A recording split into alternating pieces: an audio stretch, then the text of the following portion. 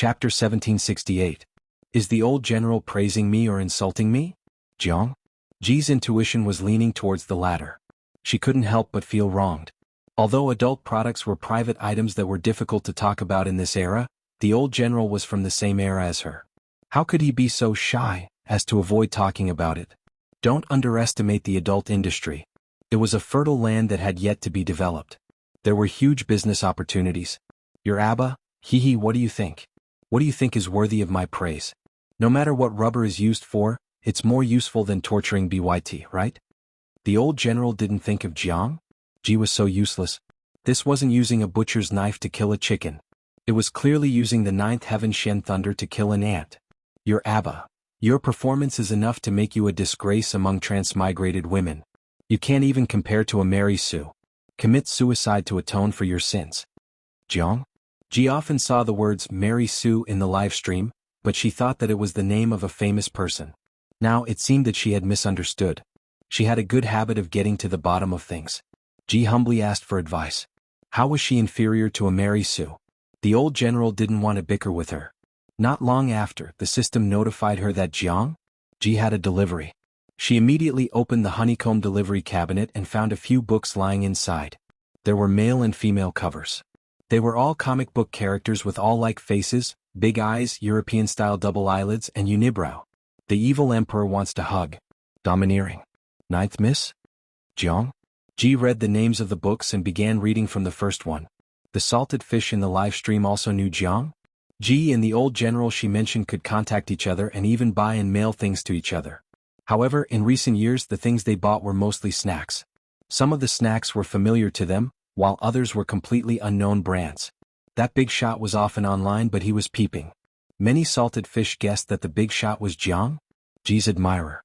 There was no lack of salted fish with strange ideas. They even edited a video of the love and hate entanglement between the three of them. There were tens of millions of views and millions of bullet screen comments. Only the heavens knew how salted fish managed to turn the three of them into a love triangle with a strange plot when the old chief didn't even post a few bullet screen comments or show his face. The salted fish thought that they were experienced, but they still underestimated Jiang? Ji's dirty tricks. They were actually in a place called Harem Drama Streaming Room, accompanying the streamer, chasing the throne, dragon proudly heavens. They were watching a romance novel written by the demonic and arrogant male protagonist vs the arrogant and domineering female protagonist vs the coquettish and flirtatious female protagonist whenever she met the male protagonist, and it was even a physical novel. Tudu Faccio. Host, we've known each other for more than 10 years. Why do we have to hurt each other? Kneeling for Yuepao.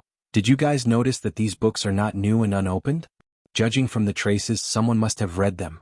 So, here's the question. Was the last person who read these books the old leader that the streamer mentioned? It was said that the old chief and Jiang Zemin had a close relationship. Ji Zeng was a big shot of the same level.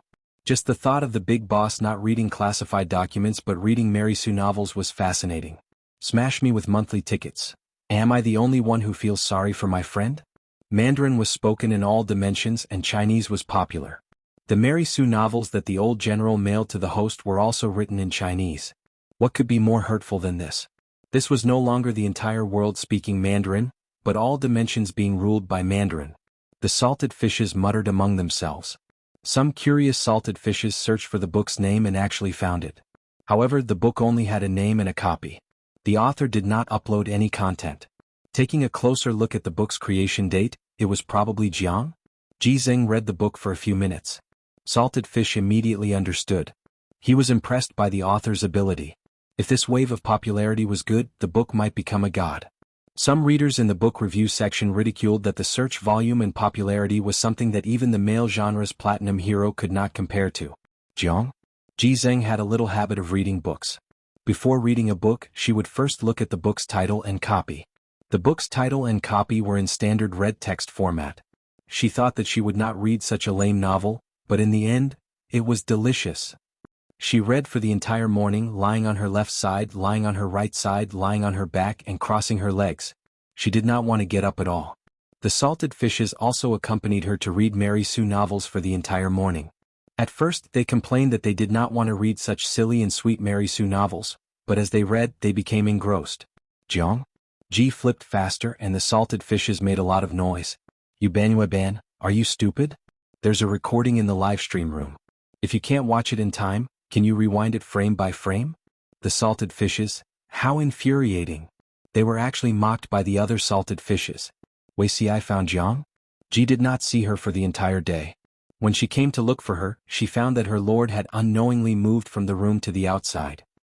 The floor was wiped exceptionally clean by her clothes. Wuxia had never seen such a strange book. Ji was engrossed in reading, so he did not disturb her. Instead, he went forward to take a closer look at the cover. There were strange words with missing arms and legs, and Wuxia naturally could not appreciate the beauty of artistic words. Zixiao, you're interested in this too? Jiang? Ji put down the book and happened to meet Wuxi's eyes.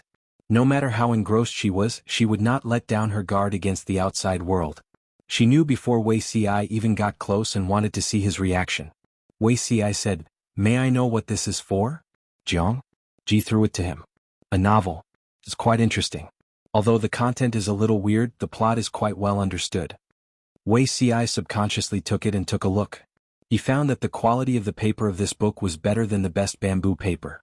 The thickness and size were the same. The tiny words on it were neat and beautiful. Every stroke seemed to have been copied. Wuxia rubbed the words with his fingers and found that the surface of the paper was smooth. His fingertips could not feel the uneven marks of the writing, and the ink was not scattered. This was not something that could be achieved by a human. Wuxia raised his head and looked straight at his lord. His dark eyes were filled with curiosity and surprise. Could this be the woodworking workshop's latest printing technique? When he asked this, Wuxi's voice was faintly trembling. It was not from shock but from excitement. What about Jiang? Ji's words poured a bucket of cold water on him. No, the woodworking workshop wants to develop this kind of technology, but it is still far from it. Maybe it can be achieved in this lifetime. Ji pointed to the content of the book and said, "I thought you were curious about the content of this book, so I let you read it. I didn't expect you to be concerned about the printing." Wuxia then looked at the content carefully. He could not understand where the words came from for a long time. In terms of appearance, it was very similar to the words that he was familiar with. But when he read it carefully, the great scholar instantly became illiterate. Of course, words in this era were written vertically from top to bottom and from right to left. But this book was written horizontally from top to bottom and from right to left. Jiang? Ji took the book from his hand. The corners of her lips curled up with some evil intentions. Chapter 1769. There were many extremely embarrassing descriptions in this book. She only hoped that Wuxia would not be too frightened.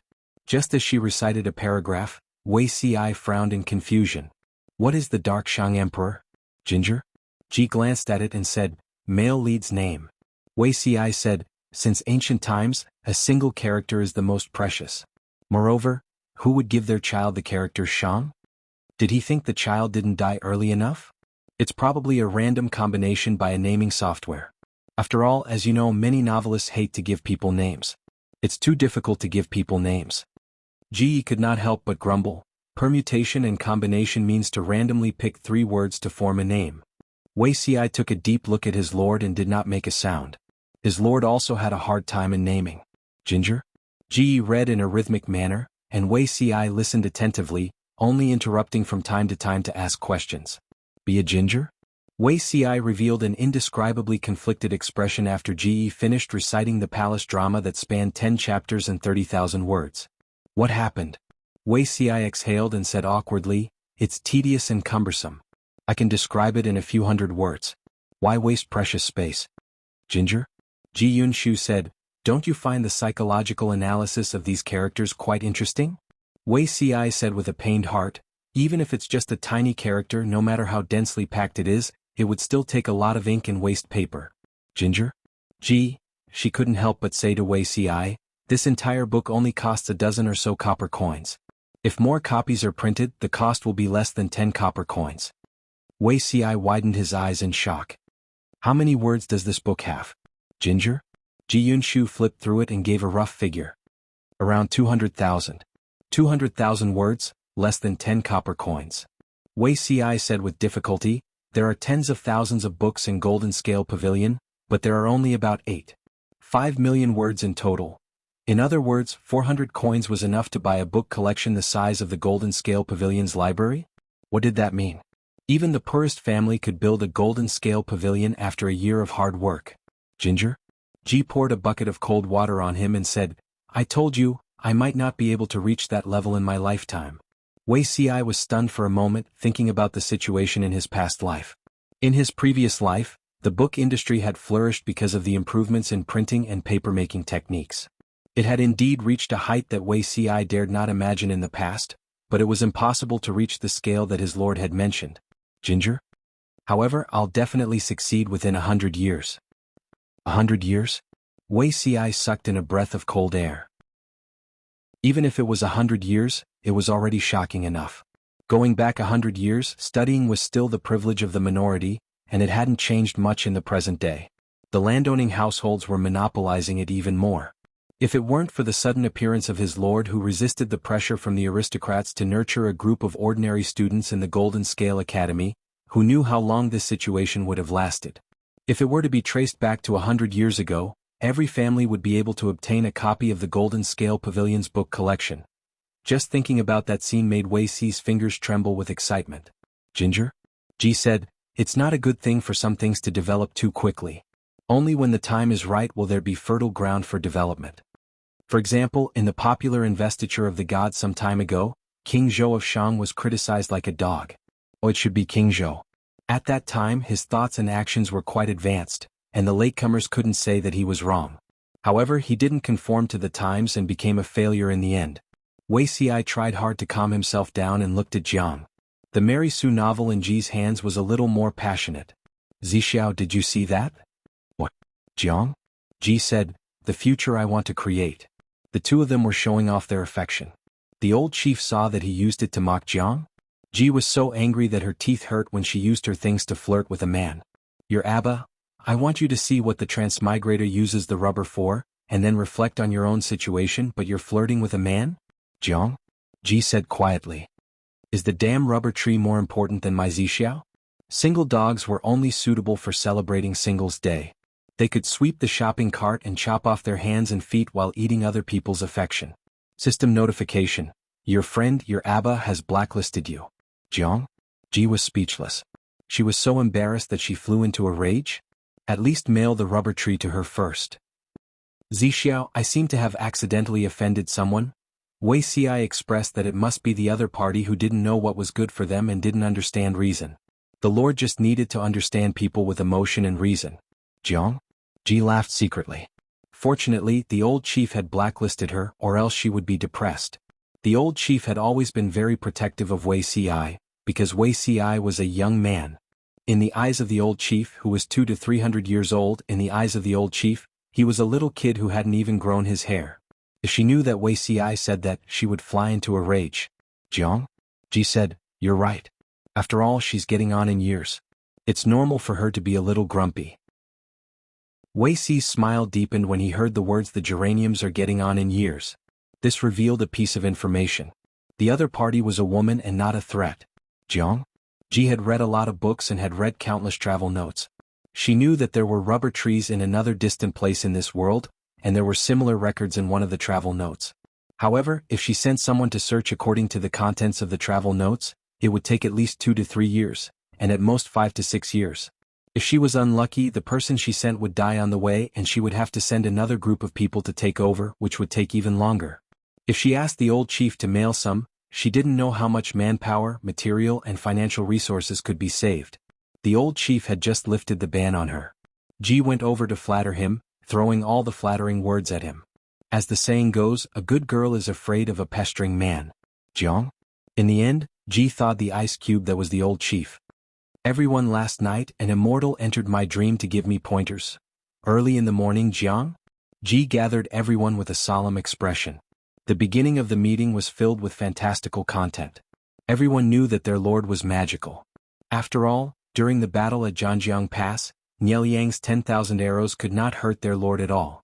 That was a fact witnessed by tens of thousands of people. Their lord also said that when she was young, she dreamed that the sun was setting in the west. At sunset, an immortal with white hair and beard appeared and taught her a set of bamboo slips. He asked her to learn from the bamboo slips to make up for the lack of yang qi when a woman was self-created. When she practiced to perfection, she could even release her inner qi to protect herself. From all the signs, their lord was the disciple of a certain immortal. Now their lord said that an immortal entered her dream to give her pointers, so it was most likely true. Feng Jin frowned and asked, "What did the immortal say?" Jiang? Ji felt that Huayu was getting better and better, so she gave him a small credit. "A few days ago I was troubled by something. The immortal said that she sensed something and specially helped me by landing the item somewhere in the west of the city. In case the bestowed item was damaged by the people and angered the heavens, we need to send people to search for it as soon as possible." Jiang? Ji nodded and said, "I think so too." In fact, her inner thoughts were. Chapter 1770. Jiang Pingji as an adult expressed. Multiple choice questions were for kids. Of course an adult would want all of them. However, the old general who harbored evil intentions poured a bucket of cold water on her head. She was so excited that her heart turned cold. Rubber trees were not suitable to be planted in Dongqing, let alone in Wanzhou. They would die if they were transplanted there. That's not right. Why are they not suitable? Jiang Pingji dug out the relevant plot of the Mary Sue novel in disbelief and went through it from beginning to end. There was nothing wrong with it. There were too many species in the interstellar era. Jiang Pingji was not a plant expert, so she naturally did not know the living habits of rubber trees. "Yuaba, it's too cold over there. The seeds I gave you can't germinate. The 2 specimen trees can't be transplanted either." Jiang Pingji was confused. What did the old chief mean? He had already taken off his pants and washed them. How could he tell her that she was having her period today? How is it not suitable? I read the book you gave me as a reference. The setting of the book was in the dead of winter. Didn't the rubber trees come back to life? Jiang Pingji had thought that rubber trees could be transplanted successfully in Dongqing after reading the book, but now he was telling her that it was not possible. Thinking about it, Jiang Pingji asked tentatively, "Is it not resistant to the cold?" "Yuaba, it's not resistant to the cold. It likes high temperatures and high humidity. I checked and it said that it will be frozen below 5 degrees Celsius. The planting area also has certain requirements for annual precipitation. The soil needs to be deep, fertile and moist, acidic loam. Right, because the branches are weak and the roots are shallow, they are not able to withstand the wind. Cold weather will affect rubber production and reduce production." Jiang Pingji, why didn't he say so earlier? The old chief was just watching Jiang Pingji. Otherwise, he would not have misled her by reading the Mary Sue novel. Why would he say it out loud? If he had not misled her, Jiang Pingji would have naturally looked through the records of rubber trees in the travel notes and paid attention to the environment they grew in. As soon as the old chief arrived, he did something outrageous. He directly substituted Jiang Pingji into the black ditch. Jiang Pingji could not help but scratch her head. In that case, the most suitable place to plant rubber trees should be the southern part of Nanxing and the original fiefdoms of the 4 factions of Nanman. I need to rearrange the manpower there. However, since he had gotten the seeds, he had to give it a try. You can first place the seeds in a greenhouse and simulate the hot and humid environment in the south to cultivate the seedlings. After a few months you can transplant them to Nanxing. Time was precious and should not be wasted. Jiang Pingji did not want to be taken advantage of by the old chief. She immediately asked the old chief to send her a few barrels of latex. "Your Abba, what do you want latex for?" She bought a plane ticket worth a few thousand RMB and flew to the destination to dig up 2 rubber trees. He also sold her hundreds of caddies of seeds. According to the shop owner, the germination rate of these seeds was very high and the quality was trustworthy. After doing all that, he asked her to mail a few barrels of rubber latex. "Tiske, Jiang Xiaojiu, have you paid me for my hard work?" "No, not a single cent." "Humph, what a fickle woman." Jiang Pingji said, "Dongqing can't plant the rubber trees you sent here on a large scale. The temperature here is below 0 in winter. Won't the rubber trees freeze to death? Without a tree, latex can't be produced. Without latex, how can we study the 108 uses of latex?" Jiang Pingji was righteous as a gangster. If the old chief helped her now, wouldn't he be helping himself in the future? This was what the old chief should do. Jiang Pingji's conscience was not condemned at all. She ordered him around with great vigor. After a while, Jiang Pingji did not receive an answer from the old chief. Instead, she received a golden notification from the system. "Your friend your Abba has blacklisted you." Jiang Pingji? What had the old chief experienced in the years since he retired? To be honest, her temper was getting worse. She blacklisted people for no reason. In just a few days she had blacklisted her twice. Was she really going through menopause? Although she was blacklisted, Jiang Pingji was not worried that she would be blacklisted forever. She sent someone to count the rubber seeds one by one and put them in the warehouse. Although she did not know much about rubber tree seeds, based on her experience as a genetic warrior, she concluded that the seeds were poisonous. The toxicity should not be strong, but it could be fatal. If it was accidentally ingested, nausea and vomiting would be fine, but it would be terrible if someone died. After doing all that, Jiang Pingji threw the misleading Mary Sue novel aside and ignored it. Wei Xi was very interested and asked her for the book. What's so interesting about this book? Jiang Pingji's attitude was typical of eating with one's bowl and cursing after putting it down. She had finished reading the novel and enjoyed herself. Now she only felt disgusted. She was not ashamed but proud of her double standards. Wei Xi said, "There are many things worth learning and studying." What's there to learn? It's the same as when men and women practice together. After a moment of comfort, it becomes boring. Wei Xi's ears turned red as he listened. His resentful eyes fell on Jiang Pingji. He asked, "Is it the same, my lord? Will it be boring too?" Jiang Pingji's strong desire to live made up for it, so as not to hurt the little man's self-esteem. Wei Xi did not say anything else. He left with the books. The evil emperor wants to hug the domineering ninth mistress. His back was full of accusations. Who was he accusing? He was accusing Jiang Pingji, the big pig trotter who fell out with him before he even put on his pants. Ah, boring? Then he should obediently cultivate his body and mind. Jiang Pingji reached out to Wei Xi's back, but she could not stop him. When she looked up, the screen was densely packed with bullet screens that mocked Jiang Pingji for being single because of her ability. A few people were clamoring to be the one to take over. Piao Kasei, I feel sorry for Zixiao. This kind of flirtatious words hurt a man's self-esteem. Yi Manqing Mao, the streamer is indeed a model straight woman who is single because of her ability. Piaoling Yushang, I'm an honest man. I want to take over Zixiao. Do I queue up to receive it or go through the procedure? Dong Dong Xiaohua Kai, to the one above, go through the procedure and fight with the streamer. If you win, you can be the one to take over. Jiang Pingji was angry. These salted fish were getting bolder and bolder. They even dared to covet her Zixiao. Although the salted fish said flirtatious words, it did not mean that they did not do anything serious. Chapter 1771. I'm the hottie, is that enough? Jiang? Ji yawned and used a fan to dry the ink on the page she had just copied. Of course it's enough. I've even written down how to collect latex when rubber trees produce latex. Isn't that detailed enough? The salted fish felt that it was not enough. They should add a more detailed latex processing method which could save them a lot of detours. Jiang? Ji chose to refuse. Some things could be done simply by spending time, such as finding rubber trees and seeds, summarizing how to cultivate and how to prevent diseases from the local natives. These things could be done by spending time, but Jiang?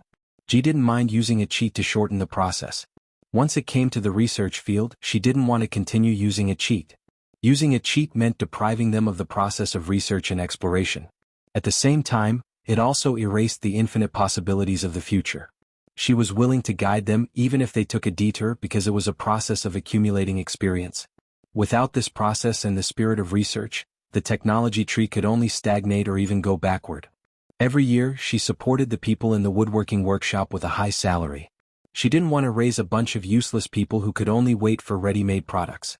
Let them figure out how to use latex to make the finished product I want. I can only give them some suggestions at most.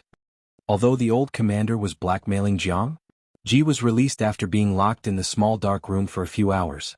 He also sent her several buckets of fresh latex. The old commander was a hypocrite. His words were arrogant and his actions were tough, but his body was very honest. Jiang? Ji couldn't help but say something flirtatious, but the old commander scolded her angrily. I'm magnanimous. I won't fight with a menopausal woman. Jiang?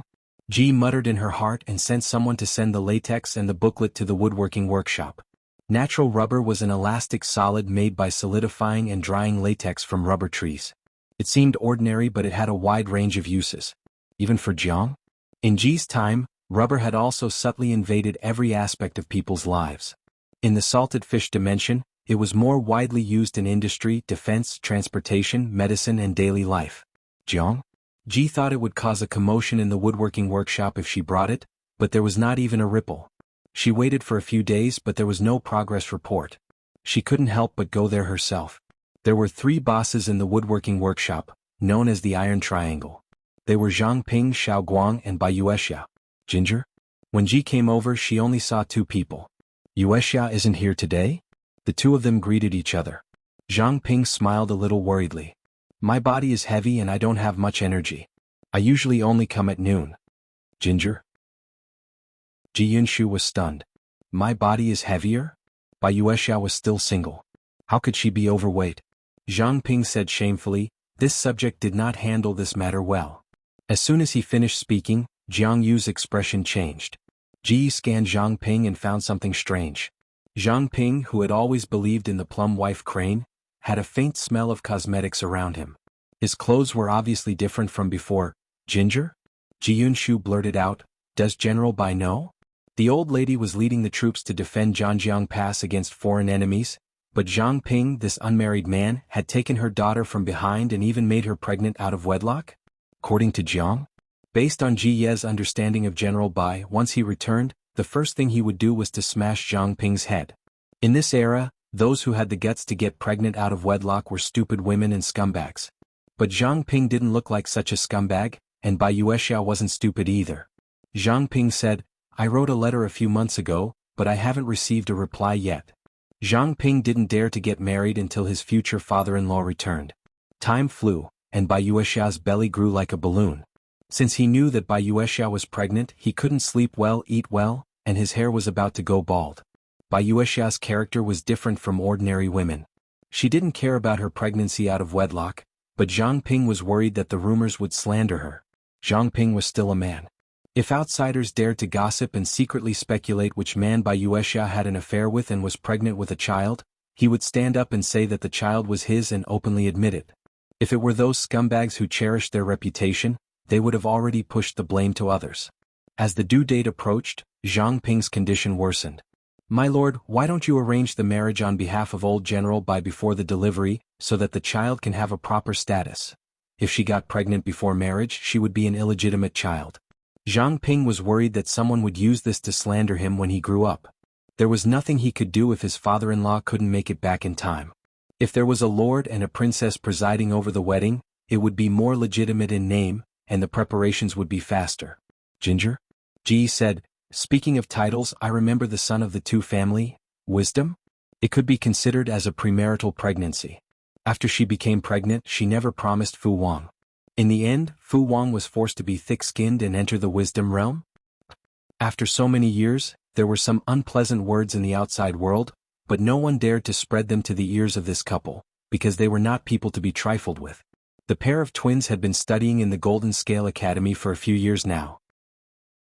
Relying on their parents, they were the two tyrants of the academy. From the looks of it, Bai Yuexia's matter wasn't a big deal. Zhang Ping was stunned as if he hadn't thought of this. Let's wait for General Bai to come back and arrange the marriage. If your future father-in-law wants to kill you, I'll stop him for you. Zhang Ping was a scholar, and his physique was not as good as an old general who had experienced hundreds of battles. If his father-in-law really got angry, Zhang Ping, an old unmarried man, would be beaten to death. It doesn't matter when you get married. As long as you don't change your mind, everything can be discussed. Otherwise, even I can't protect you. Ginger? Like many superiors, Ji didn't like office romance. It was fine if it was a husband and wife relationship. If it went well in the office, it would be a good story, but if it broke down, it would be a tragedy. If the two of them broke down, they were colleagues in the same organization. How would they get along when they met in the future? What if it delayed their work? If Zhang Ping really had the guts to let someone down, Ginger? Ji could only turn a blind eye and let Bai Ning and his daughter fight against Zhang Ping. What else could she do? A relationship that broke down couldn't be solved by the superiors. Either one of them resigned and jumped ship, or the other was transferred to another place and would never see each other again. Zhang Ping and Bai Yuexia were both poor students. If they couldn't be transferred to other departments, one of them would be hurt. Ginger? Ji didn't come here to gossip about her subordinate's love life. She changed the topic. How's the research on the latex that was sent a while ago? Zhang Ping quickly got into work mode and looked puzzled. There's some progress, but I'm confused. What does the Lord want this thing for? Ginger? Ji choked for a moment and hesitated. Should she do BYT for birth control or tires? After this thing solidifies, it will be very useful. Zhang Ping said respectfully, I'd like to hear the details. For example. Ginger? Ji still didn't say BYT openly. She thought for a while and came up with a reliable excuse. This thing can be used to make shoe soles. The straw shoes worn by the soldiers are too worn out, and wooden clogs are not convenient to walk in a hurry. This thing is different. The Lord is right. This thing is strong and elastic. If it is made into shoe soles, the soldiers will indeed suffer a lot less. Zhang Ping was inspired and made inferences. Elastic. Alright, maybe it can also be used on carriages to reduce the bumps when driving. Chapter 1772. Ija Shuxing, haha, even the streamer has times when she is neglected. Look at the grievance in her eyes. Lousy most handsome in the world, I think Zhang Ping is digging his own grave. Doesn't he know that pleasing the streamer is more important than pleasing his father-in-law? He can ignore anyone but Jiang? Gee, Zhang Ping is destined to be alone for life. Shenyumuxi Muji, what's the matter? No matter how charming the streamer is, it's impossible for all the men in the world to revolve around her. Zhang Ping and Xiao Guang are technical researchers. What's so strange about them being so engrossed in their research and forgetting everything else? If the streamer makes things difficult for Zhang Ping and Xiao Guang because of this, then she's not the streamer I know. Can't you guys have a limit when it comes to jokes? It's just a job. Zhang Ping doesn't have to hang on to Jiang. Ji is a crooked tree. At most they'll just break up. Poor priest sees your chrysanthemum is poisonous. That's a big deal. Bai Yuexia's feelings for the streamer are above friendship, but they are not yet in love. Coupled with the thick filter of a fangirl, the streamer's attitude directly affects whether Yuexia is willing to follow Zhang Ping. Some of the people who didn't know what was going on, Zion Caton, I just heard that Beauty Ci seems to be quite wary of Yuexia and treats her as a love rival. Fengjin Song. Previously someone recommended that this streaming room has passion, gay love and Ji's feelings. I didn't believe it, but now I believe it. The salted fishes were unscrupulously communicating with each other. Ji's gossip. The more they talked, the more surprised they were. Jiang? Ji listened to the conversation between Zhang Ping and Xiao Guang patiently. She didn't show it on her face, but she was very satisfied. When the two of them came back to their senses, they realized that they had ignored their master for a long time. Their expressions were a little unnatural. Jiang? Ji stopped them from apologizing and said gently, "It's your duty to be engrossed in research and work. What's wrong with that?" When it came to these Mo family's treasures, Jiang Ji had always been very tolerant and considerate of them. Even during the 2 years when the economy was at its worst, she didn't embezzle the woodworking workshop's funds. Of course, she wouldn't get angry because of a momentary rudeness. "Tell me about your plans." Zhang Ping bowed and said, "Yes, Your Highness, please follow me and observe." Jiang? Ji Yunshu stayed in the woodworking workshop for the whole afternoon, and only left reluctantly when the golden crow descended. Before leaving, Zhang Ping asked her about something. How much of this latex can be harvested in a year? According to their current research, the solidified and dried latex had good properties. Not only could it be made into shoes for soldiers, but it could also be used in other places. If the production could keep up, the military's expenses could be reduced by a lot. Although the straw sandals were not expensive, the army would wear out a pair in 1 or 2 days. When such a large number of straw sandals accumulated, it would still be a considerable expenditure. If the soles could be replaced with natural rubber soles that could withstand wear and tear, not only would the soles of the soldiers suffer less, but they would also be replaced less frequently. From a macro point of view, replacing straw sandals with rubber shoes could save a lot of money on military supplies. Moreover, this kind of shoes could be worn not only by soldiers but also by ordinary people. The commoners were not as worn out as the soldiers. A pair of shoes could be worn for 2 to 3 years. Ginger? Ji said regretfully, "The trees that produce latex can only survive in the south of Nanxing. They can't withstand the cold. I have already sent people to cultivate the seedlings. When the time comes, we will find a suitable place to cultivate them. If we want to mass-produce them, it's not possible in the next few years. It should be much better in the future." After hearing this, Zhang Ping looked disappointed. In recent years the war had been fierce. As his lord became more and more powerful, the other feudal vassals were gradually showing signs of decline. From Zhang Ping's point of view, within 10 years, his lord would be able to rule the world. When that time came, the rubber shoes would have a scale, but it would not be of much use to the soldiers. Ginger? Ji knew what he was thinking. She smiled and said, "This thing is not only for the soldiers but also for the people of the world. If it is beneficial to the people, so what if it's a little later? I heard from your discussion that this thing can be used in many other places. It shouldn't be limited to making shoes." Tinkering with tires, tinkering with BYT, and contributing to his livelihood were all acceptable. Ginger? Zhang Ping and Ji Yi naturally did not know what was going on in Ji Yi's mind. With their lord's guarantee, they were full of confidence. They continued to discuss and unanimously agreed that this thing could also be used to modify horses and carriages. For example, they could try to stick the rubber on the wheels or wrap the wheels to reduce the contact between the wooden wheels and the gravel on the ground. This was also a good idea. At this time, the wheels and axles were all made of wood. Even though they were made of high quality, high strength and crisscrossed fibers of elm or similar wood, it could not change the fact that they were wood and not metal. The road conditions were not good and there was a lot of wear and tear. If a part of the structure could be replaced with rubber, it might have a miraculous effect. Of course, these were all ideas. They had not been put into practice, so the effect was unknown. If the effect was good, it could be further improved. If the effect was not good, they would have to find other ideas. Ginger? Ji Yi wanted to remind them that they could try inflatable tires, but she swallowed the words when they reached her mouth. Inflatable tires were also not something that could be achieved with current technology. Even if they could be made, the road conditions did not support it. The time was not ripe. However, she thought of the bicycle that she saw in the Interstellar Museum a long time ago. This thing could be tried. Shiheng, give me a pen and paper. I have something for you to do. The people in the carpentry workshop did not use a brush. Instead, they used ginger. Ji Yi's improved ink strip looked like the prototype of a pencil.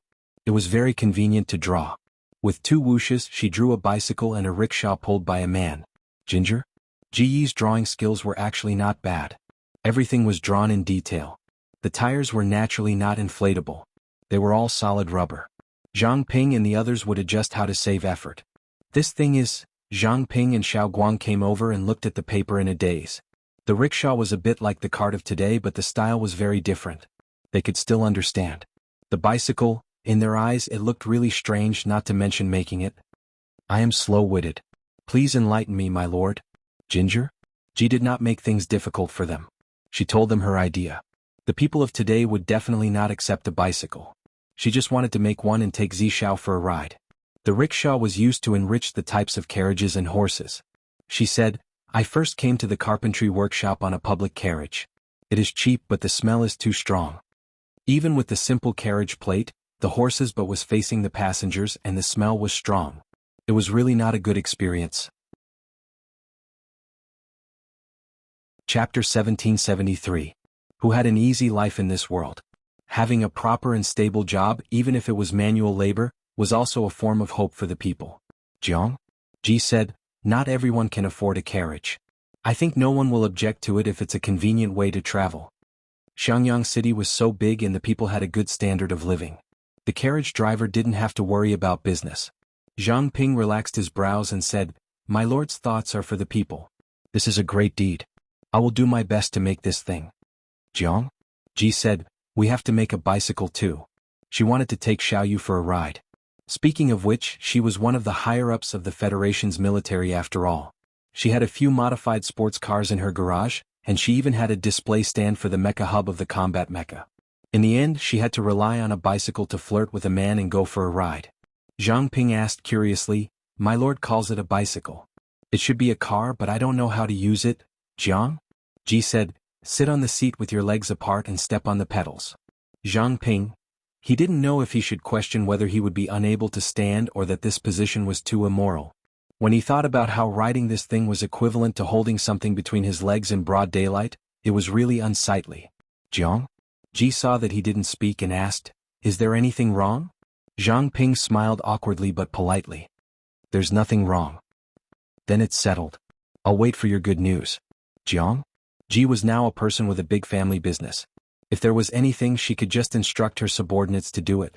She only needed to steer the ship. Oh yes, since Yuexia is pregnant and her body isn't as good as before, don't let her touch latex in case it harms the fetus. Ji changed the topic and said, let her look at the blueprint of the bicycle. I remember that she's most interested in this kind of thing. Zhang Ping was about to thank her. He opened his mouth, but Jiang? Ji did this to him. He thought that his lord pitied the pregnant woman and wanted to give Yuexia paid maternity leave. In the end, she let her work on a new project while she was pregnant? That was a pregnant woman. Pregnant women were also people. As long as the intensity of labor was not excessive, Jiang? Ji would not even let pregnant women off. What could Zhang Ping say? Of course, he revealed a stiff smile and accepted the order on behalf of Bai Yuexia. She thought that Bai Yuexia didn't have the energy to do it, but when Zhang Ping handed the blueprint to her, she almost jumped up from the mat with her big belly. Zhang Ping hurriedly supported her, looking frightened. Take it easy. Don't stretch your stomach. Bai Yuexia gently slapped his right hand away. The stomach is on my body. I didn't say anything, but your reaction is even bigger than mine. Zhang Ping smiled bitterly. I just can't bear to see you too tired. Bai Yuexia said, how can there be any reason to neglect a task entrusted to me by the Lord? I'm in good health, and the one in my stomach doesn't dare to disturb me. Ginger? Ji Yunshu's drawing was very detailed. At the end there was even a diagram of each part. Bai Yuexia took a closer look, and the more she looked, the more amazed she became. His lord was really a Mahis genius who had been held back by fighting for the world. At the same time, some people sighed with emotion. Ji was a designer who was held back by seize the throne. My lord, the samples have been delivered. They are waiting inside. Ginger? After leaving the woodworking workshop, he bumped into Wei Ci on his way back. She asked, what kind of clothes? Wei Ci replied, didn't the Lord hand over the finished drawings to the embroiderer to cut paper for the graduation clothes? The samples have been made in a hurry. Ginger? Ji slapped her head. She had almost forgotten about this matter. Let's go and see what it looks like. Ginger? Ji's drawings had been modified by Wei Ci. Her drawing skills were more suitable for drawing mechanical drawings, and Wei Ci was good at other things. She was looking forward to seeing what the final product would look like. The elderly embroiderer and tailor were given to Ginger? Ji bowed respectfully before bringing the neatly folded samples over. Ginger? Ji said, why don't you let someone wear it to see how it looks? What would it look like if it was folded? The tailor said, this old servant doesn't dare to. How can this old servant try on the clothes of the nobles? Usually the clothes that they made were directly worn by the nobles. They would never let the nobles wear them after they had tried them on. The clothes had to be new, not secondhand. Ginger? Ji said, fine, I'll find 2 people to try. The clothes have to be worn to know what's wrong with them. The embroidery of the clothes was done by the embroiderer. It was neat and meticulous, and the overall effect of the clothes was the same as Ginger? Ji had imagined. No, she let the person who tried it on turn around, only to find that the iron-eating beast emblem on the back of the clothes had been changed. Ginger? Ji had drawn a black and white chibi version of the panda head. It looked very cute, but it did not match the overall style of the clothes. After Wei Ci's modifications, the original cute chibi style turned into a noble, cool and indifferent style. The panda head was drawn with black silk threads. At first glance, it looked like an unfamiliar word, but upon closer inspection, one could see that it was the head of the iron-eating beast. The head was surrounded by a circle, and there were a total of 8 meandering lines in all directions, like willow leaves and burning tongues of fire. Ginger? Ji smiled and said, not bad. Wei Ci had previously said that he wanted to make a small change to the emblem. Ji was busy and did not ask in detail how to make the change and let him do it. Experts could tell once they made a move, and they were much more professional than her. Wei Ci lowered his head and smiled bitterly. Could he say that this emblem was the royal emblem of the Jiang royal family in the previous life? Back then, His Majesty also wanted to use the iron-eating beast as the emblem, but the drawing was not very good. A few important ministers made several changes before the current version was achieved. This emblem was in the center of the back. It was not big, and the size was only a circle formed by the thumb and index finger. It was not very eye-catching, but it could not be ignored. I am very satisfied with the sample, and the finished clothes will be made according to this. Jiang Ji smiled and said to everyone, the senior students of the Golden Scale Academy have also resumed school. Follow my orders and go to the academy to make the clothes for the students. They must be well-fitting so that they will look energetic when wearing them. There were only slightly more than 200 students graduating in the first batch, so there was still time to make the clothes. This was the first batch, so there was no experience. If it was the next batch of students, the graduation clothes would have to be prepared a long time in advance. The clothes are ready. Has the Lord thought about what questions to test them? Jiang Ji said, why do I have to set a question too? Wei Ci said, after all, this is the first batch. If the Lord values them, the outside world will naturally value them more. That makes sense, then let me think. Jiang Ji rolled her eyes and smiled. Ji Yunshu rolled her eyes and said with a smile, what a coincidence, I have it. Ready-made? Sugar cane and rubber trees, aren't they ready-made? Jiang Ji, when Ji was in school, every examination paper was closely related to current affairs. This detail tells us that students should also develop the habit of being concerned about the affairs of the outside world. Chapter 1774. My lord, I think that sugar cane and rubber trees are not suitable for the exam. It's unfair. These two things have yet to be spread. Except for the children of a few important ministers, the other students are all commoners. How would they know about these things? Wuxia voted against it. The information channels were not equal. It was obviously unfair to the students who came from ordinary backgrounds to use these two questions as the exam questions. Whether it was sugar cane or rubber trees, they belonged to unconventional topics that very few people knew about. Even Feng Jin, who was unprepared, might not be able to answer the exam questions, let alone a group of students. His lord's exam questions were not only beyond the syllabus, but they were also fatal. Jiang Pingji could not help but laugh. Although Zixiao's considerations are thorough, he's too cautious. I use this as the exam questions. Naturally, I won't let those kids have the possibility of cheating. The exam questions can briefly mention the functions of sugar cane and rubber trees, as well as their future applications. They can reveal key information, and the students can analyze and judge based on this information. I'm very curious. If I ask the students about the benefits of promoting these two things, can they dig deeper into the meaning and understand my intentions? If the exam was like that, Feng Yi and the others would lose their advantage because Jiang Pingji had forcefully leveled the information. Jiang Pingji said, "The graduation exam is not difficult for these students. There won't be the phenomenon of failing the exam and repeating a year, but I don't need talents who only know how to read from the book." The exam system of the Golden Scale Academy was quite strict. Jiang Pingji had seen the students' past performance. Graduation was definitely not a problem. Wuxia thought for a while. My lord is right, but I still have something to say. Say it. What can't you say directly between us? Wuxia said hesitantly, it's a waste to give two questions at once.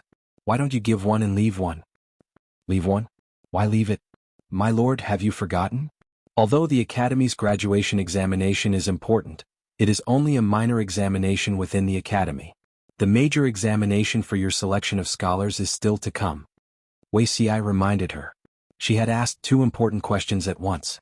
What would the imperial examination test be about? Jiang Pingji said with a smile, I would have forgotten if you didn't mention it. I'll give one of the questions and leave the other one for later. The two joked and decided on a major question that the students would never forget. Many years later, there were still many students who dreamed that they were sitting in the examination hall for their graduation exams. That was not scary. What was scary was the last question. It was the nightmare of nightmares. According to the original plan, the graduation examination would be held at the end of the first month after the new year, but due to insufficient preparations, it could only be delayed by a month. The group of students did not feel relieved. Instead, they became even more anxious.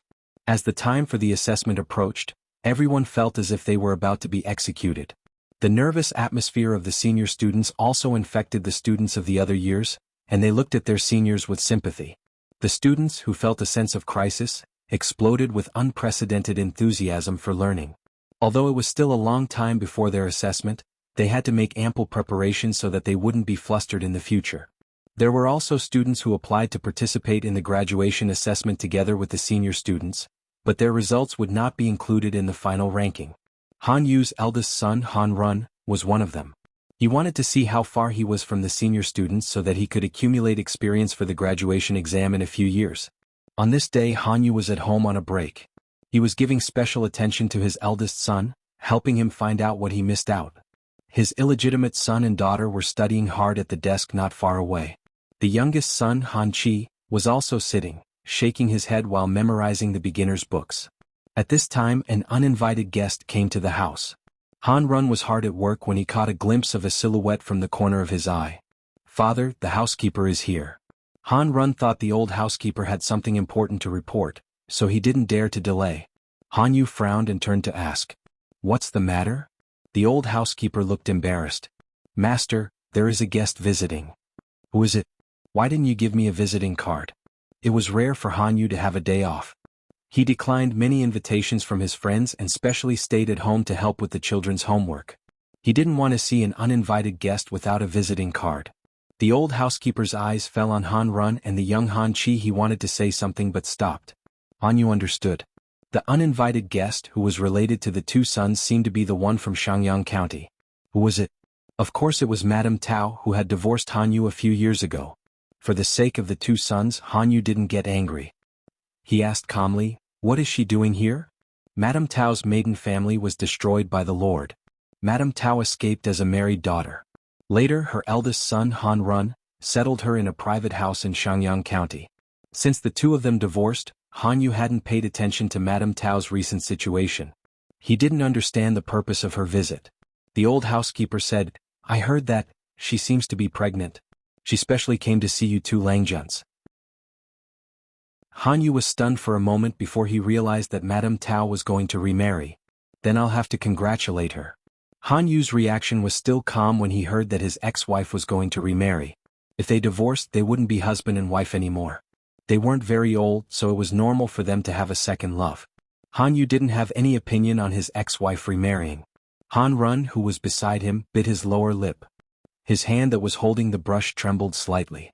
Han Yu could accept it without any grudge, but he couldn't. After several years of separation, the former husband and wife didn't have the sharp and tit-for-tat attitude they used to have. Madame Tao looked at Han Yu, who was sitting upright, and a trace of absent-mindedness flashed in her eyes. She had been depressed all these years and looked like she had aged more than 10 years. Han Yu, on the other hand, did not show any signs of aging.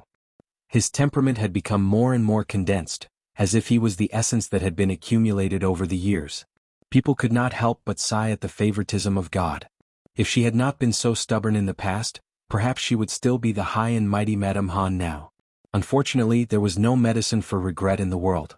Madame Tao would not change her choice even if she had another chance. Between her husband, her son and her family, she would always choose the latter. Of course, Madame Tao didn't come here today to renew her relationship with her ex-husband. She knew Han Yu's temperament. If he chose to give up, he wouldn't be reluctant to leave. He wouldn't look back. She wouldn't ask for trouble. The two of them calmly exchanged greetings. Madame Tao was concerned about the studies of her eldest son, Han Run, and the health of her youngest son. Han Yu answered all of them. Han Yu was a smart man, and Madame Tao was not good at hiding her intentions. Han Yu knew that Madame Tao was here for something. He pretended not to know. Seeing that time passed, Madame Tao was a little anxious before the topic got to the point. She had no choice but to state the purpose of this trip, but it was a little tactful. But, no matter how tactful she was, she couldn't change the purpose of probing the graduation exam. Han Yu frowned slightly and pursed his lips without saying a word. His eldest son, Han Run, said, "Mother, the exam questions are confidential. I heard that the exam question bank was made by several great scholars in secret, and the exam questions were selected by Master Lanting. No one knows the content of the exam. How did Father know?" Chapter 1775. Madame Tao said straightforwardly, "It's just a school exam in the academy. It's not a big deal. How can your father not know?" It all depended on whether the other party had the heart to know. Han Yu frowned. Han Run said, "My father's future is important. How can he participate in fraud? Most of these students are going to be officials. It's still unknown what their future achievements will be.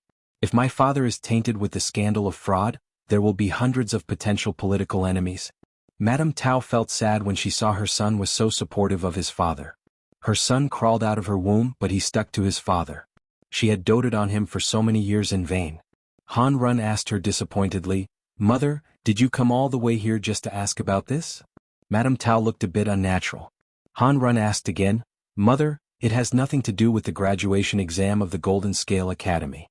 Why do you care about this?" Madame Tao said, "I heard that my son is also going to join the exam. How can it be nothing to do with me?" The implication was that she came for her son, Han Run. Han Run sighed secretly and said, "Mother, you should know that I am not young enough and my knowledge is not as good as the seniors in the senior grade. This exam is just to see how good I am. No matter how I do, the results are not counted. It's meaningless to leak the questions to my son." Han Run knew that his mother was lying. Madame Tao saw that there was no result. She had to skip the topic and briefly said that she was going to remarry in a few months. She thought that Han Yu would be ashamed or embarrassed, but he didn't even frown. He only said, "Congratulations." Han Run also said, "Congratulations, mother, on your second marriage." The young and chubby Han Chi blinked his eyes. The little chubby boy with red lips and white teeth also chuckled and imitated his brother's words. Congratulations, mother, on your marriage. The little boy didn't know what had happened. When Han Yu and Madame Tao got divorced, the little guy was still ignorant. Now he didn't know that his words had stabbed his mother's bloody heart. Madame Tao was so ashamed that she covered her face and ran away. Han Run couldn't bear it and turned to look at his father. Han Yu thought for a while and said, "Check the family she remarried into. This question is most likely related to her future husband's family." Sure enough, they found something. The family that Mrs. Tao remarried into was also a gentry family. Her family status was not as high as Han Yu's, but it was still a good choice. Her remarried husband had a legitimate son left behind by his deceased wife. This legitimate son was also a student who was about to graduate. However, the other party was a transfer student at a later stage. Because he still had a sense of disdain in his bones, he thought that the Golden Scale Academy, a grassroots organization, could not compare to his family's school. He did not study seriously in the first 2 years. Later on, when he woke up and wanted to study hard, he couldn't keep up with his studies. The graduation exam was too noisy. He was afraid that he wouldn't do well in the exam.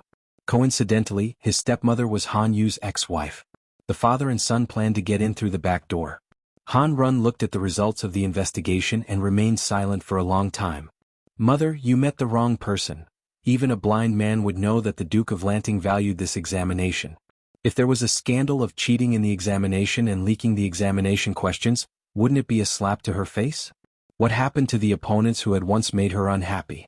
The weeds on his grave were 3 feet high. If they found out that Han Yu was the one who leaked the questions, it would mean that the Master of Lanting was a bad judge of character. It would be the same as slapping her." At that time, no one could predict how angry the Lanting Guild would be and how they would retaliate.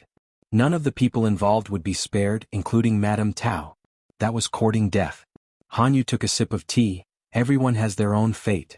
Han Run felt a little sullen for no reason. He asked his father, "Father, have you ever thought about remarrying?" His mother had already remarried. He couldn't force his father to remarry, could he? Han Run was a little angry when he said that. After all, it was not good for him to have a stepmother and a stepsister. Han Yu said, "When she is a little older." He didn't remarry because he considered the situation of his 2 sons, especially his youngest son Han Chi, who was still too young. If he had remarried not long after his divorce, he couldn't guarantee the character of his new wife. As a man, he couldn't meddle in the affairs of the house. He was worried that his youngest son would be wronged. According to Han Yu's plan, he would at least wait until Han Chi was older and could go to the Golden Scale Academy before he could consider remarrying. He couldn't not remarry. Every family had their own relationships. The housekeeper was not omnipotent. Many social engagements required the personal presence of the master. Moreover, all the children in the house were unmarried. Their marriages still needed their legal mother to manage. Even for this reason, Han Yu would remarry at the right time. Now, remarrying would affect his work efficiency. Why would he need a woman if he was obsessed with work? Similar situations were happening in every family. Everyone was secretly trying to get the exam questions. They didn't know that their tricks were nothing in front of Jiang Pingji. As a person from the future, how could she not pay attention to cheating in exams? Even in this era, she still had a set of rather detailed security measures. These scumbags who were still in the early stages of cheating wanted to leak the questions? It was better to daydream before it got dark. They were not the only ones who were concerned about the exam papers. The salted fish in the streaming room were also concerned. Fuguedo, speaking of which, you are drawing lots so casually. I suddenly feel sorry for the students. Waha mineral water. Streamer, you are too casual. The candidates will cry if they know the truth. Jiang Pingji received the question bank from the scholars of the Golden Scale Academy. She was too lazy to look through them one by one. She just drew lots. Faced with the complaints of the salted fish, Jiang Pingji said seriously, "It's just a small exam for more than 200 people. It's not the federal comprehensive exam. How can it be considered casual?" The Federation Army commander personally came to draw the questions. In a sense, the standard is much higher than the comprehensive examination. The federal comprehensive exam that Jiang Pingji mentioned was similar to the college entrance examination that the audience knew. However, there were still differences between the two. The federal implemented 20 years of compulsory education, which was equivalent to elementary school, junior high school, and university in the salted fish dimension. 20 years of compulsory education was free. Students could graduate and enter society after receiving their graduation certificate. The so-called comprehensive exam was the federal exam after 20 years of compulsory education. Students who had good enough grades and didn't want to enter society at this age could participate in the comprehensive exam at their own expense. Those who passed the comprehensive exam could enter the most prestigious university in the Federation. It was difficult to enter such a university and even more difficult to leave.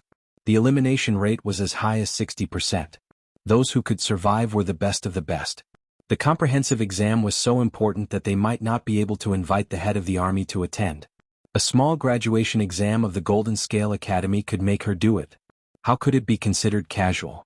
As she spoke, Jiang Pingji's sharp eyes saw a mass of black and white slowly crawling toward her. She conveniently threw the freshly made exam paper aside. "Yo, mama's darling, give me a kiss, where's your daddy?" Chapter 1776. Delulu, I don't know if I should be envious that the host has a panda, or envious that the host can kiss the panda QAQ. Cosimo who loves climbing trees, we're all adults. Of course we're both envious. While the salted fishes were chatting and gossiping, there were also newbies in the live stream room who raised questions. Exodus, I've long heard of such a live streaming room. Although it's my first time getting a seat, I did a lot of homework before coming.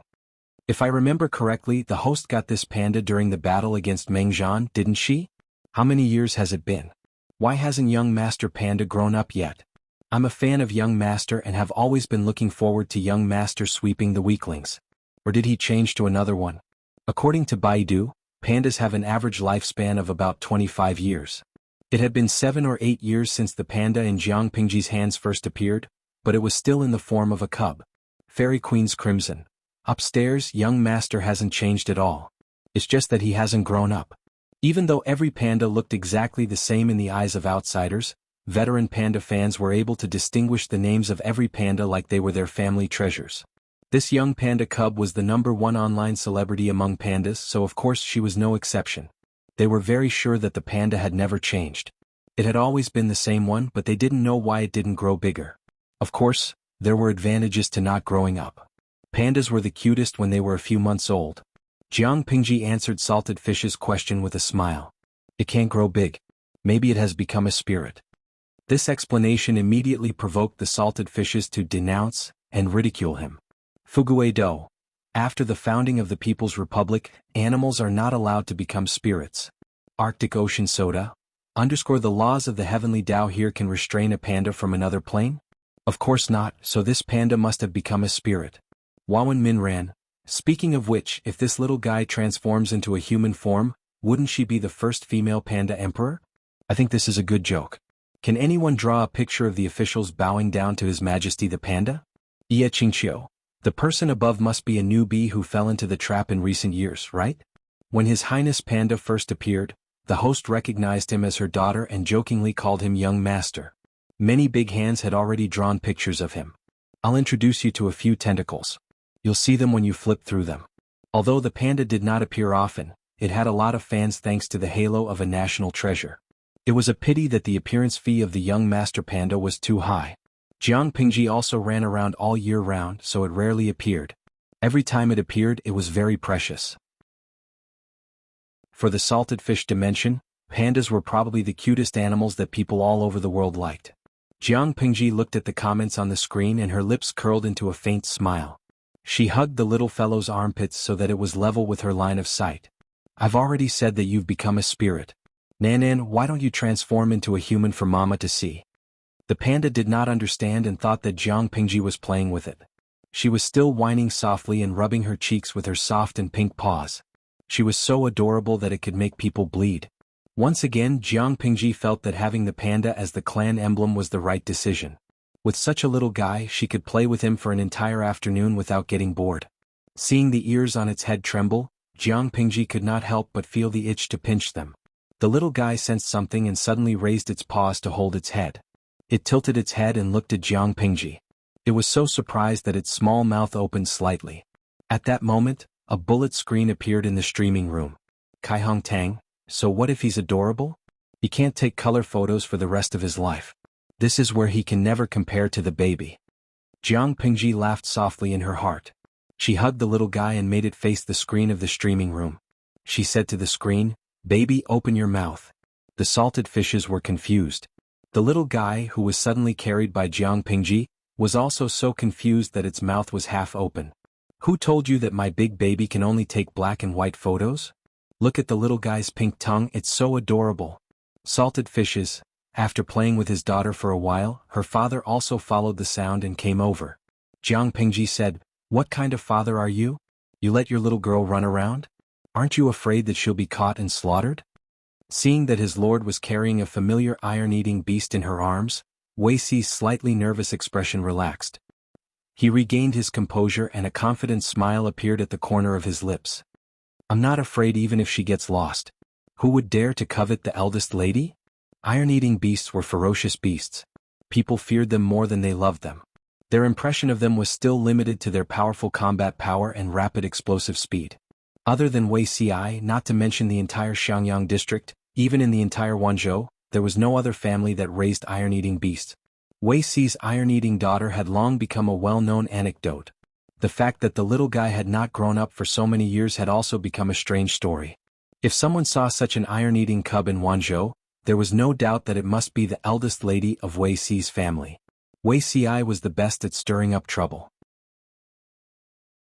Did the person who touched Wei Xi's precious baby want to die in a rhythmic manner? Wei Xi saw the examination paper on the ground from the corner of his eye. He reached out to pick it up without any hesitation and tidied it up. "This is," Jiang Pingji said, "the examination paper for the Golden Scale Academy's graduation examination." Wei Xi sighed. "How can my lord just leave it aside? I don't know how many people are watching it now." "Why are they watching it?" "A few people wanted to do better in the examination, but the majority still wanted to expose a cheating scandal and ruin Jiang Pingji's plans. It was not worth mentioning who these bastards were. Jiang Pingji could not find trouble with them for no reason without catching their tails. Jiang Pingji said, "So be it. Their eyes are on their faces. Wherever they want to stare, can I stop them?" Wei Xi said solemnly, "The public's opposition to the graduation examination and the subsequent selection of scholars in the imperial examinations is much greater than expected. The gentry were like a starving camel was still bigger than a horse. Even if Jiang Pingji was very powerful now, the gentry still dared to whisper in private. If the team of novelists led by Wei Xi was Jiang Pingji's mouthpiece to manipulate public opinion, then the circle of celebrities was the mouthpiece of the gentry. The latter's influence was indeed not as great as before, but its prestige still remained.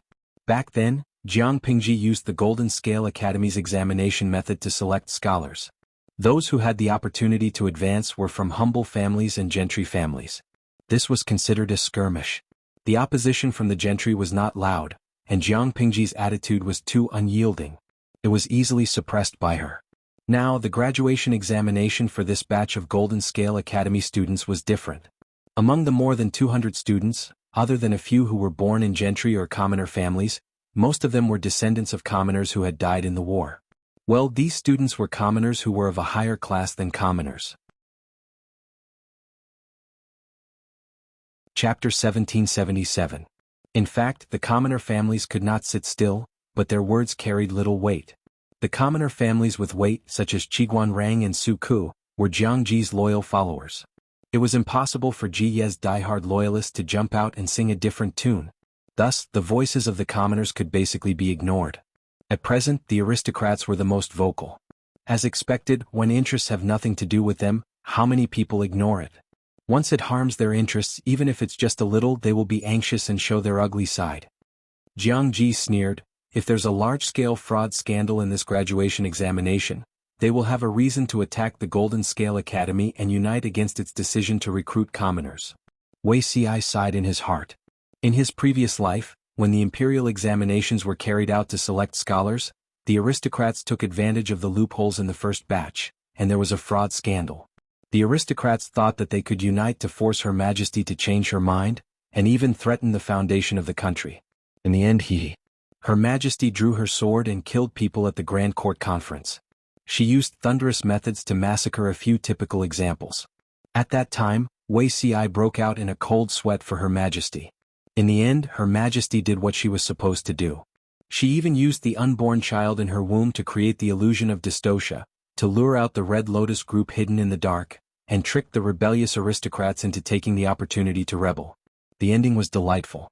Her Majesty seized another opportunity to carry the whole scene to the end. Wuxia was puzzled. Her Majesty had been fishing for many years, but why didn't those aristocrats learn their lesson? They were tricked by her again and again. Not only did they lose their lives, but they also brought disaster to their entire families. Of course, Wuxia was not qualified to say that because his son Wei Tsong was also a victim of Her Majesty's fishing. Wuxia was willing to bet that if there was a fraud scandal this time, if there really is a scandal, what does my lord intend to do? Jiang? Ji sneered, killing people justifiably is good. Wuxia smiled bitterly. This was the expected answer. He asked the question that had been puzzling him for a long time. My lord, everything you do is for the sake of 1,000 years, but they repeatedly obstruct you. Is it just because it hurts their interests? Wuxia was also from an aristocrat family, so he could see clearly where the root of the chaos was. In the general trend of the world, after being united for a long time, it must be divided, and after being divided for a long time, it must be reunited. But under the appearance of separation and reunification were the corpses of millions of people. Wuxia could not understand the decision of the aristocrats to bury so many innocent lives in the country for their own selfish desires. Of course, Wuxia also knew that not everyone had the selflessness to sacrifice themselves and their families for the sake of the world. For example, himself. Wuxia looked at Jiang Xiang silently. Ji, yes, he also has selfish desires. Ginger? Ji said, some people do it purely for their own and family's benefits, while others are purely short-sighted and short-sighted. If these people had my vision and breadth of mind, it might not have been my turn to take this position. Zixiao, don't you think that these people are similar to keyboard warriors? When it had nothing to do with them, they would take the moral high ground and point at the world, playing with their little cleverness, and spew out whatever good words they wanted. Once it involves their own interest, they tend to be vicious and stupid. Wuxia was a little confused. He uttered a question that came from his soul. What is a keyboard warrior? Those who boast that they are the smartest people in tea houses and taverns, giving advice and giving free rein, Jiang Xiang added with a cold smile. Ji added with a sneer, and those smart aristocrats who like to think they are smart, think they are in control of the whole situation and should listen to their commands. In one sentence, you up no cano bb. She was now a vassal and she was the lord. She knew what the consequences of her actions would be. Their vision was not as far-sighted as hers, and they still wanted to point fingers at her. Sooner or later she would use the god-slaying saber to cut them down. If they don't know what's good for them and really cause trouble for me, creating a scandal of fraud, it will give me a reason to start a massacre. Jiang Xiang? Ji looked calm on the surface, but in her heart she was already sharpening her knife. To her disappointment, this year's aristocrats were too weak. They did not cause any big trouble, and the graduation assessment was carried out as scheduled. Wuxia analyzed the situation and found the reason. Firstly, the current lord was more popular than the emperor in her previous life. She was still in a honeymoon period with the officials, and there weren't as many conflicts as in her previous life. Secondly, with the Golden Scale Pavilion skirmish when it came to selecting a swordsman, everyone was like a frog in warm water. Now that they had medium rare, facing the Golden Scale Pavilion's plus version of selecting a swordsman, although they were hopping and jumping, their little tricks were not effective. Instead, they were suppressed by their lord. Thirdly, and most importantly, the Feng family was now standing on the lord's side. In his past life, it was a few noble families who took the lead in stirring up trouble.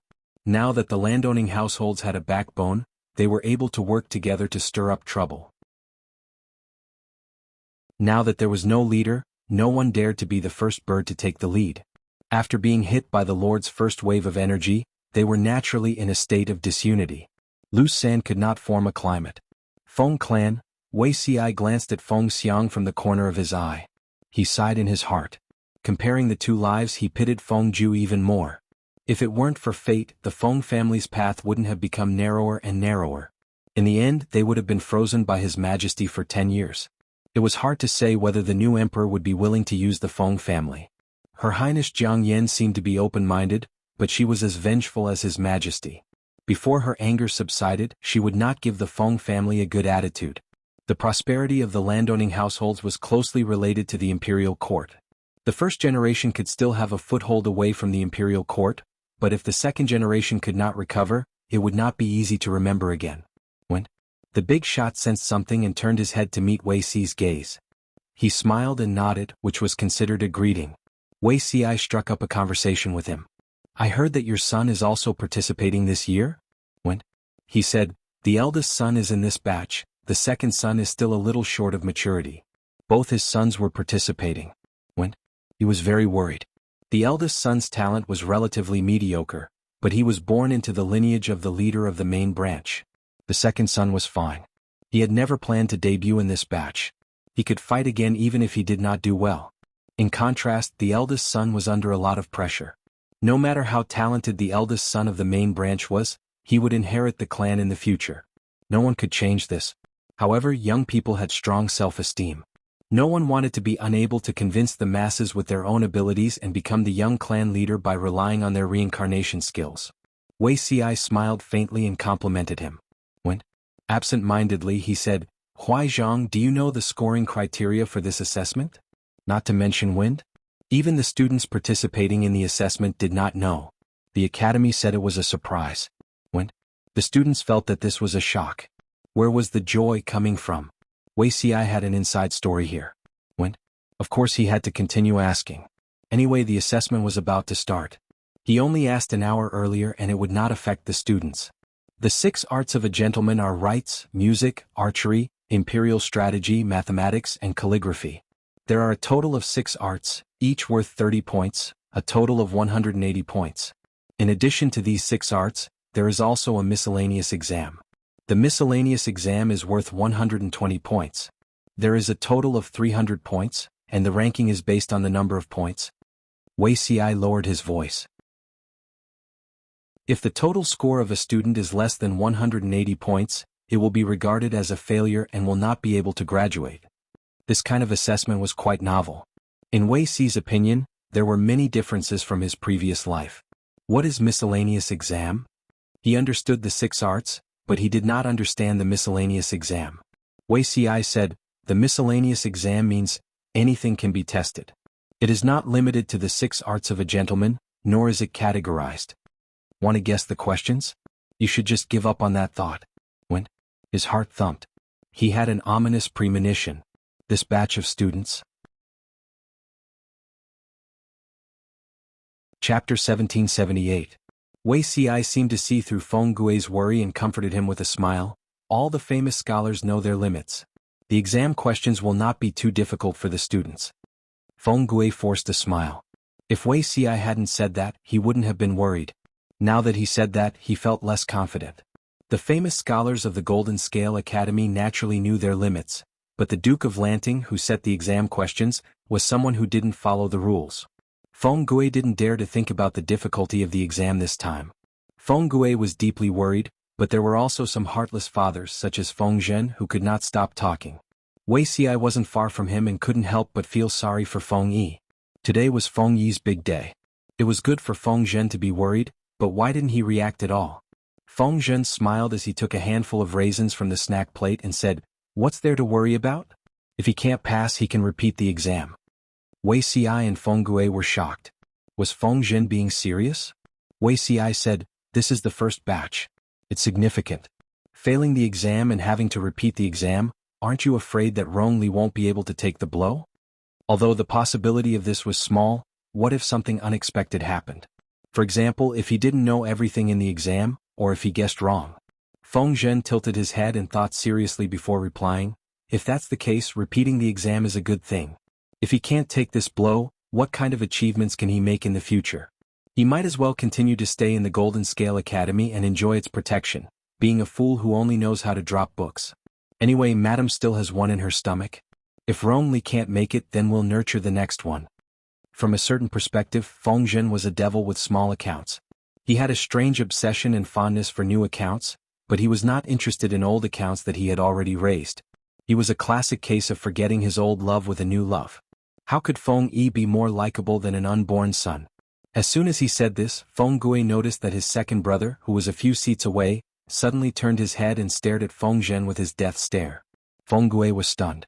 He then remembered that Feng Zhen's eldest son, Feng Yi, was his second brother's future son-in-law.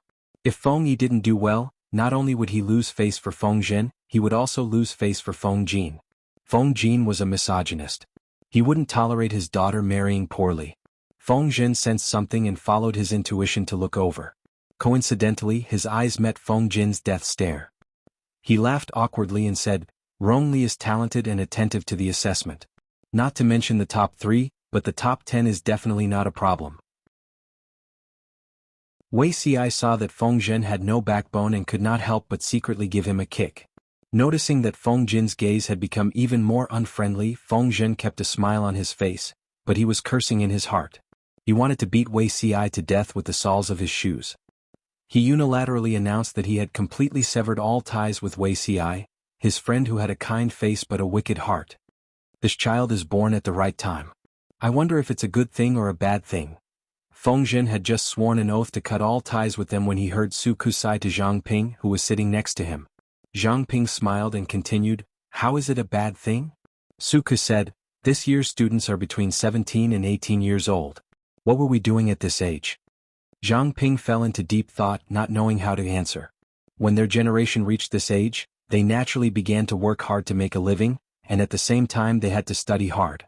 Why was it said that it was difficult to study from a poor family?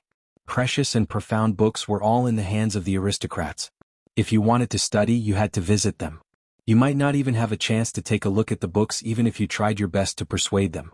Because of the complicated environment, they learned early on how to use what they learned for their own benefit. On the other hand, the students of the Golden Scale Academy had come at a good time. Sometimes thinking about it made one feel jealous. The students of the Golden Scale Academy had been studying for 11 or 12 years. What they worried about the most every day was not where to get books to study or how to manage their family business and make a living. Instead, they worried about how to finish the seemingly endless textbooks and how to finish the homework given by the teachers. The people they interacted with the most were their classmates and teachers. They did not have to worry about making a living, studying, social relationships, or books. The relatively closed environment of the academy allowed the students to maintain a certain degree of innocence and naivety at this age. Even if they were scheming, they walked the path of righteousness and honesty. In front of an old fox, it was as if all their thoughts were written on their faces. Su Ku recalled his past and could not help but feel melancholy. Zhang Ping smiled and said, "These students are indeed not scheming, but not being scheming doesn't mean they are stupid. After leaving the academy and seeing a wider world, they can learn some things on their own without being taught by others. Xiaoyu, you don't have to worry about them. A high EQ could not make up for a low IQ, but a high IQ could make up for a low EQ." Su Ku nodded in agreement. Zhang Ping's words were not unreasonable. While everyone was whispering, the students participating in the assessment arrived at the drill ground one after another. They lined up neatly according to their classes. It was not without reason that the ancestors said, "Clothes make the man." These students did not all have exquisite looks, but the scholarly quality that they had cultivated for more than 10 years, coupled with the blue and white school uniform with wide sleeves and a large cloak, gave them a sense of elegance and beauty. She was satisfied to be obsessed with looks. Because there were more subjects, one day was not enough, but Jiang Pingji said that she had plenty of time. She could take the exams one by one, so she was not in a hurry. The first subjects were horse riding and archery. Each could accumulate 30 points. According to the procedure, Master Yuanjing, Wan Xian, and Cheng Qing spoke one after another. Finally, Jiang Pingji spoke last. Jiang Pingji did not waste the students' time. She was concise and to the point, but her words were full of threats. Because this was the first graduation assessment, many influential people were invited to watch. This was not only a stage for them to show the educational results of the Golden Scale Academy to the outside world, but also a stage for them to show themselves. If they did not perform well under such circumstances, Wei Xi and the others broke out in a cold sweat. Was there such a threat to the students? The atmosphere in the military camp is austere. My lord's words made the students even more nervous. How could they not be nervous? This was the drill ground of the military camp, and there were close to 10,000 elites stationed around the drill ground. The imposing aura alone made them feel oppressed, not to mention the fact that there were more than 100 VIPs sitting in the temporarily built stands that were usually heard about but never seen. Not only were there the Duke of Lanting and his important ministers, but there were also famous scholars and some well-known gentry clan leaders. How could they not be stressed when they were taking the exam under their noses? It was very stressful. Chapter 1779. If it was inappropriate, it had to be changed to teach the students practical things. Was this Jiang? The Academy's martial arts masters naturally followed Ji Ye's original instructions. Therefore, the riding taught by the Academy had been improved. The assessment was more in line with the current battle forms. The horse riding test was divided into 5 scoring tasks, each of which was worth 6 points. Ming He Luan, to steer the horse so that the bells hanging around the horse's neck and limbs would be in sync. Even if it wasn't a song, it definitely couldn't make any clanking sounds. If the horse could play a more complete song, needless to say, it would be a perfect score. Song of Chasing Water, to let the rider ride the horse steadily on the bumpy road. Similarly, the horse's bells could not be messed up. Passing the monarch's watch, this was a bit of an etiquette test, but it also tested the rider's riding skills. The rider had to drive through the narrow gate and at the same time, salute and pay respect.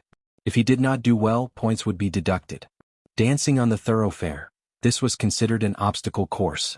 The rider galloped back and forth, accurately performing all kinds of movements according to the examiner's instructions. Chasing birds, this should be considered an actual battle. Accurately driving the prey, making it easy to shoot. The drill ground was large enough to allow 50 students to take the assessment in a group at the same time. The horses used were all relatively docile mares. Some people couldn't help but frown when they realized that the test of the 5 royals was not a chariot but a warhorse. They were more conservative in their bones and worshipped the ancient style. They couldn't quite accept such changes with the times. It's like a bunch of devils dancing wildly. It's so nondescript. A famous scholar who was invited to watch secretly rolled his eyes and whispered to his friend in a low voice. His friend laughed. I heard that this was Duke Lanting's idea. The scholar snorted coldly and was full of disdain. When he saw that the rider was a woman, he was so angry that his beard almost curled up. He kept saying that it was improper for a woman to perform the 5 royals in front of so many people. How could he watch? He couldn't watch. If he wasn't afraid of Jiang, Ji would get angry. He wanted to flick his sleeves and leave. He silently said in his heart, comforting himself to give Jiang some face. If he didn't want to watch, he would close his eyes and ignore. There were many others who had the same thought as this scholar. On the contrary, Feng Zhen and the others watched with great interest. The examinees were divided into groups to draw lots. The first group only had 16 female students. Sun Lan's luck wasn't too good. She was in the first group, and her warhorse was also randomly assigned. Give me some face today. If you do well, I'll buy you a few boxes of horsegrass to reward you. His mouth was mumbling something when he heard the sound of clothes rubbing against each other. He turned his head to look and saw that the girl next door had steadily climbed onto the horse's back. She clamped her legs on the horse's belly and the horse obediently walked towards the examination hall. Sun Lan's face darkened as she looked at the bare back of the horse. Ginger? Ji was a demon who did not play by the rules. Naturally, she would not let her students have an easy time. Sun Lan almost cried. At least give me a stirrup, yes Jiang? Ji Yunshu ordered his men to remove the stirrups from the horses, leaving only the saddle. Stirrups had only been around for a few years, at least for Li. When this guy joined the army, he was used to riding without stirrups. Now that stirrups were popular, the threshold for riding a horse had also been lowered. In order to test the true abilities of his students, Jiang Yushu had made a decision. Ji Yi reasonably removed the stirrups.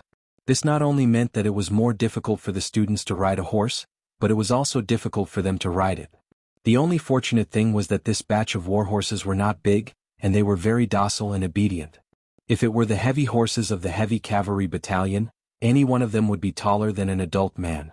How would these students be able to get on a horse? Feng Zhen looked at Sun Lan's miserable expression and almost laughed himself into convulsions. Zhang Ping was puzzled.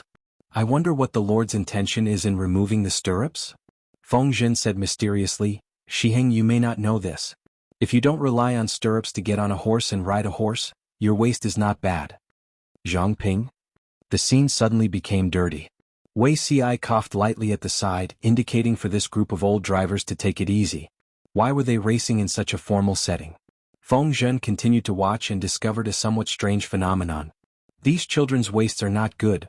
The way they mounted the horses was different, not at all romantic or elegant. Look at the girls next door, all of them were valiant and heroic. Yes, Feng Zhen discovered that the girls in the girls' class were a bit fierce. The way they mounted the horses was natural and smooth. Not to mention the 5 royals, just their waists alone were very promising. The more Wei Ci listened, the more he felt that something was wrong. He gestured for Feng Jin to go. Feng Jin continued to cast a death stare at Feng Zhen. Feng Zhen, the first test of riding a horse was Ming and Luan.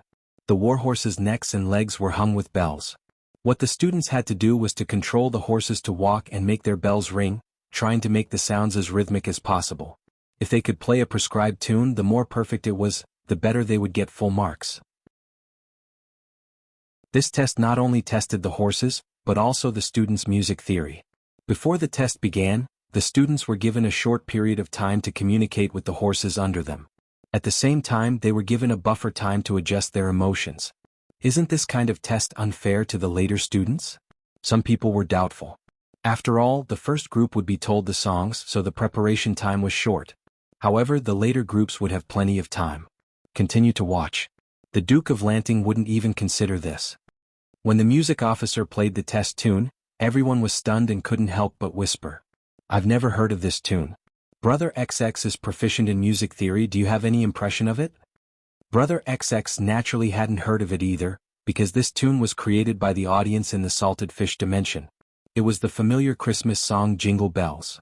Although the tune was unfamiliar, the rhythm was clear and concise. It was the kind that could get addicted just by listening to it. The music officer played the tune 3 times. The students sat on their horses and silently memorized it, either confidently or solemnly sighing. At the command, the first group of tests began. The Ming and Luan test was special. The first group of 50 people was divided into 5 groups of 10 people. If 50 people performed at the same time, the bells would be too messy and it would be inconvenient to score. Sun Lan nervously grabbed the reins.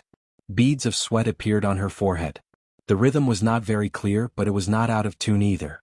Jingle Bells was only a short segment. The performance didn't need much time. The scoring criteria were not only limited to the tune, but also depended on whether the person riding the horse's movements were smooth and whether they looked confident. Sun Lan estimated the approximate score in her heart. She couldn't get full marks out of 6, but she could get 4. Sure enough, Ming and Luan are free marks for the female class. Sun Lan rode to the side and watched the performance of the next group. She found that the performance of the 2 female students in the first group was quite outstanding. Not only were their tunes on point, but the horses under them also cooperated smoothly. There was no doubt that they would get full marks. Looking at this performance, they could also get high marks in the next 4 tests. The horse riding test not only depended on one's ability, but also a certain element of luck. After all, the test content had to cooperate with the horses. There was no doubt that the horses under the female students were not only docile but also obedient. Well, it should be said that they were too obedient. Not long after, the test of 50 people ended. Only one of the 16 female students did not get full marks. The reason for not getting full marks was that the tune was out of tune. Of the remaining 34 male students, only 10 of them got full marks. The rest all got 4 to 5 marks. Sun Lan's performance was better than he expected. She actually got 5 marks. The few celebrities who were originally disdainful were also silent. Even though they were still very disdainful, they had to admit that the performance of the female students was perfect and impeccable. Chapter 1780. Whether it's a fluke or not, we'll know once we see the results. Whether it's a donkey or a horse, we'll know once we pull it out. Why jump to conclusions and make ourselves a laughing stock? Feng Zhen suddenly raised his voice and joked with Zhang Ping beside him. Although these words were clearly directed at Zhang Ping, those with ulterior motives didn't think so. Instead, they felt that Feng Zhen was indirectly scolding the locust tree. His words were really sarcastic. They also knew how bad Feng Zhen's reputation was. Arguing with him was pure self-torture. More than one person had this kind of contemptuous thought. Everyone secretly scolded Feng Zhen and cursed Longzi for acting recklessly. His ears were really high. They wanted to hear what else Feng Longzi had to say to belittle them. Zhang Ping was stunned by Feng Zhen's sudden diss, but he immediately reacted. He smiled faintly and bowed in apology. What Zisher said just now was correct. It was indeed I, Zhang, who was narrow-minded. Zhang Ping continued Feng Zhen's words, which was equivalent to admitting that Feng Zhen had dissed him just now. The others shouldn't take it personally. If he really took it to heart, then it could only be said that this person had too many inner dramas, and his imagination was too much. Hearing Zhang Ping admit that he was narrow-minded, the few people's faces burned. They were embarrassed, annoyed and angry. Feng Zhen and Zhang Ping were putting on a show to humiliate them. It was outrageous. Adhering to the principle of losing but not losing, they faintly understood the essence of the later generation of contrarians. Regardless of the facts, they could argue from any angle. Thus, Feng Zhen heard someone's soft and low voice. She spoke in a low voice that Feng Zhen could definitely hear. Everyone knows that most women are physically weaker than men, but that doesn't exclude the fact that there are female heroes like the Duke of Lanting, who are born with godly strength. They're just a rarity. However, Xiangyang district has hundreds of thousands of people. It's not difficult to pick 15 or 16 women with excellent physical strength. The words of the contrarians were also very meaningful. For example, these two sentences. Flattered Jiang? Jiang affirmed that she was born with divine strength. At the same time, he said that the 16 women in the first group were elites among women. It was normal for them to perform better than the men. They were placed in the first group to perform Ming and Luan. It was probably a secret operation by the Golden Scale Academy to please Duke Lanting, who was also a woman. At the same time, it was also a good sign. If it wasn't for the under-the-table manipulation, how could 15 out of 16 girls get full marks? It was definitely arranged by the academy to put the most outstanding girls in the first group. He could understand the intentions of the Golden Scale Academy. After all, the operation of the academy depended on the Lord of Lanting. If the Lord of Lanting was not happy, how could the academy continue to operate? However, the academy was a wise and virtuous place after all. How could they be infected with the bad habit of sucking up to those in power? TSK, bowing to power and worldly power is really disgusting. A normal person would not be able to understand the thoughts of a contrarian. They had their own set of perfect logic, and arguing with them was a waste of time. Feng Zhen snorted coldly. Zhang Pingho smiled and comforted him in a low voice, in case Feng Longzi suddenly went crazy and made a fool of himself, ruining the assessment. Seeing that Feng Zhen had stopped talking, a smug smile appeared on the man's face. However, he was soon unable to laugh because a big shot who was even more stubborn than him had jumped out. Feng Ju, who had been watching the show, retracted his gaze from the arena and glanced at the contrarian who had just spoken. Despicable people cause too much trouble. When? He scolded him in a low voice, telling him not to talk nonsense. Logically, Feng Ju was not qualified to come today, but he was also a well-known scholar. He had also worked for Huang Song against Jiang. Ji's history in the Radiant Light was not light in the circle of scholars. He was invited, but he disliked the other scholars for being too noisy, so he found a way to change his seat and came to accompany his elder brother. Faced with his elder brother's scolding, Feng Ju smiled and said, "What are you afraid of? The mouth is on you. Even the Lord of Lanting has no reason to shut his little brother up. Despicable people cause trouble, they can't even say a word or two. How can they do that?" Feng Zhen rolled his eyes and probed, "How can a despicable person be compared to a famous scholar? A famous scholar is not necessarily a despicable person, and a despicable person is not necessarily a famous scholar." Feng Ju shook his head and said, "Those who have high prestige but are not officials are called famous scholars. Those who write books and write theories are called famous scholars. Those who are open-minded and do not care about trifles are also called famous scholars. Although they are all famous scholars, there are different levels. If it's a third party, they don't have to be a genius or come from a noble family. They just need to drink often, make friends with famous people with wine and rare toys, brag, be familiar with the Lisa, and know 1 or 200 volumes. Then they can be called a famous scholar." The threshold was so low. The people who joined the circle of scholars had different moral standards. It was hard to guarantee that there were no despicable people. Feng Ju's words were not polite. He was just short of pointing at their noses and scolding them. The few scholars were so angry that they jumped up and down. They endured and endured. Under the comfort of their friends, they did not challenge Feng Zhen or Feng Ju to a duel. Seeing that they were so angry that they were grinding their teeth, Feng Zhen felt happy. He poured a cup of wine and toasted in Feng Ju's direction from afar. Feng Ju smiled and raised his cup in return. The two looked at each other and smiled. They drank the wine in their cups in one go. To this Dalong Feng? Erlang Feng Jin's feelings were the most complicated. They always felt that Feng Zhen and Feng Ju were like tortoises looking at mung beans. They liked each other and did not know what kind of trouble they would cause in the future. These people were shooting their mouths off. Jiang? How could Ji not hear them? Her eyes fell on the drill ground, but her ears perked up to listen to the gossip. The attention of the idle people was also on the students at first, but after watching a few groups of Ming and Luan, the novelty wore off and they began to pay attention to other places. Now they found that there were people quarreling elsewhere. Tudu Feichio, Feng Longzi is a real man but his words are too strong. Polome Haochi, little angel Shiheng is the cute one. The way she cooperated with Feng Longzi just now was too spoiled. The host is really something. Little angel Shiheng's appearance rate is too low. As a fan of a small group of idols, she would be moved to tears if she could get candy once every few years. Zhang Ping was one of the 3 giants of the carpentry workshop. He was in charge of logistics, so his appearance rate naturally could not be compared to the frontline personnel who often followed the army. The idol people who were fans of Zhang Ping, Su Ku, and the others were the most pitiful. They could not see their idols for several years, so they could only rely on themselves. For you, a stranger, the world is not straight under smiley-faced L. Under meow meow. What is not straight in the world? Spoil what? Wasn't it said a few days ago that little angel Shiheng was no longer single and had a girlfriend? Although passion, gay love and Ji's love coexisted in this broadcast room, and it was normal to look at people who were gay but Jiang? The people around Ji were really straight. The prodigal Feng Zhen had a big sister complex, and the technical geek Zhang Ping had hooked up with Bai Yuexia. No matter how gay they looked, they were pure colleagues. Seeing that the idol people were about to quarrel again, Feng Ju joined the battlefield and extinguished the budding flame.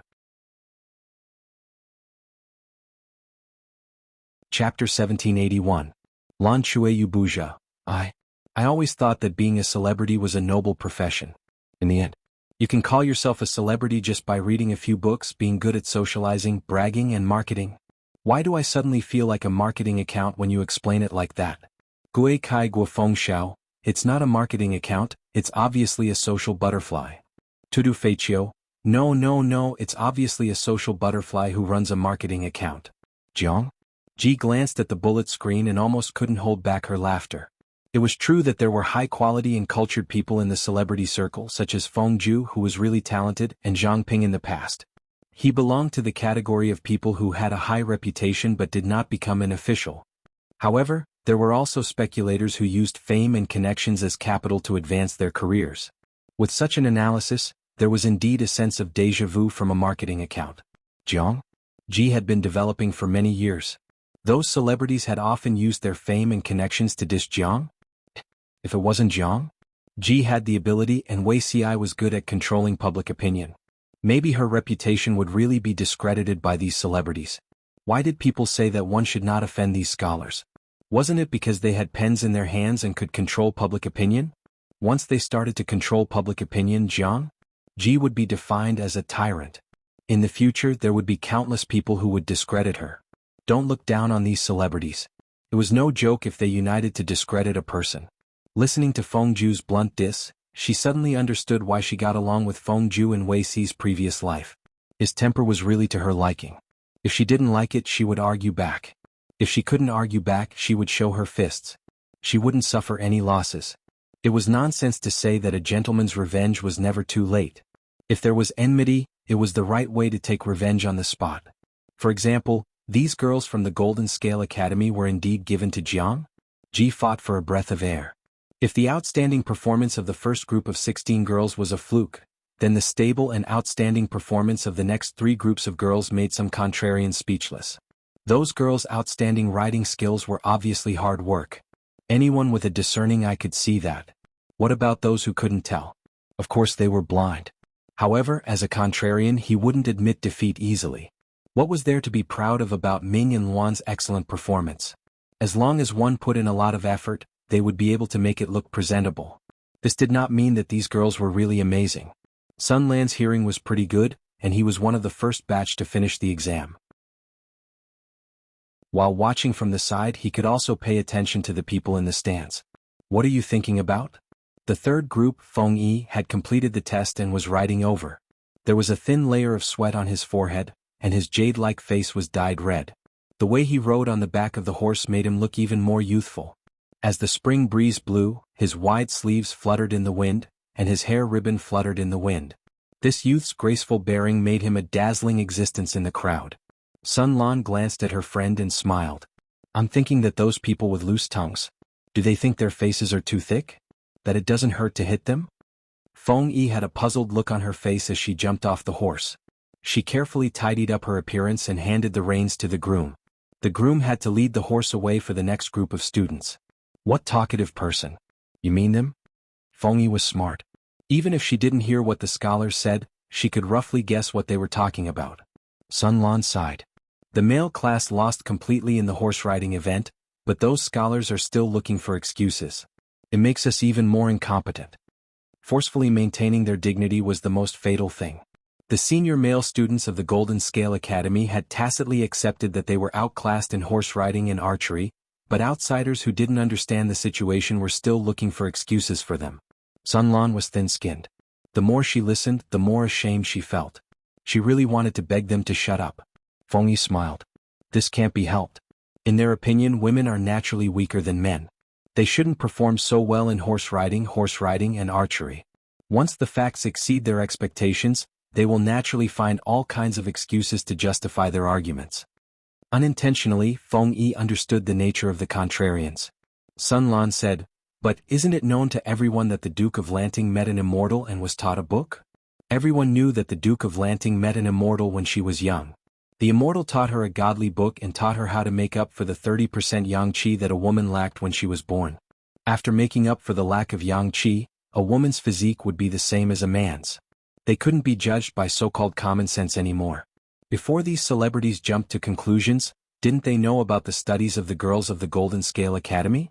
Regardless of gender, the morning classes were the same.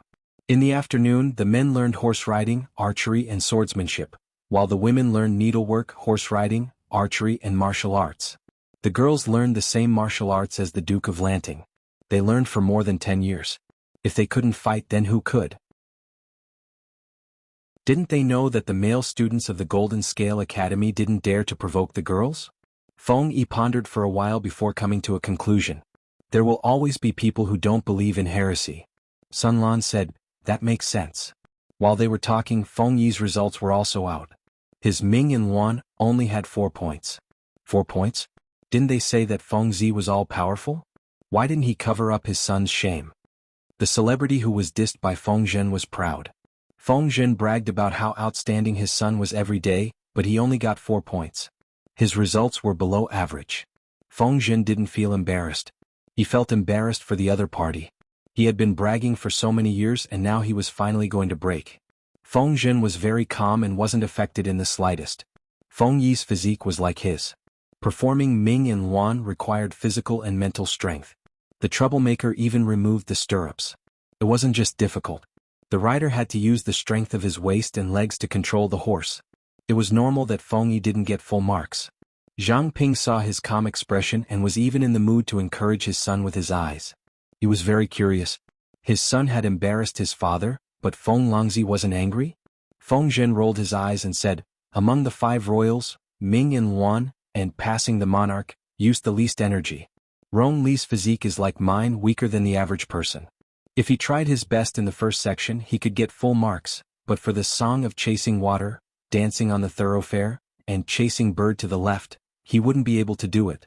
In this way the losses outweigh the gains. It's better to play it safe." The 5 royals only got 30 points. If he did well in the other 5, wouldn't his score be pulled back? There's still 180 points for the miscellaneous exam. Why do you care about these 2 points? Hearing this, Zhang Ping sighed. Feng Longzi didn't seem reliable. Previously he'd been complaining about practicing a smuff and not caring about his eldest son, but he saw it more clearly than anyone else. From this aspect he seemed to be a good example of a good father. Zhang Ping was going to be a father soon. As a newbie, the shortcut to gaining experience was to learn how other fathers did it. Feng Zhen had a good son. The details of his education would naturally attract Zhang Ping's attention. Looking at it this way, there were indeed merits to be gained. Zhang Ping said, "Hearing Zisher say this, it makes those talkative people even more laughable and lamentable." Feng Zhen smiled and said, "That's true. Otherwise, why would my lord put me in an important position while they can only jump around?" And there's a smelly face, angle, and Chapter 1782. In the past, Feng Zhen's private life was more dissolute, and he acted like a prodigal son. This made some salted fish dislike him. Salted fish preferred a gentleman like Wei Ci, who was clean and modest, even if he was usually the second male lead. As for Feng Zhen, if he was the male lead in a romance novel, his parents would not recognize him. However, a charming person would eventually attract the attention of others.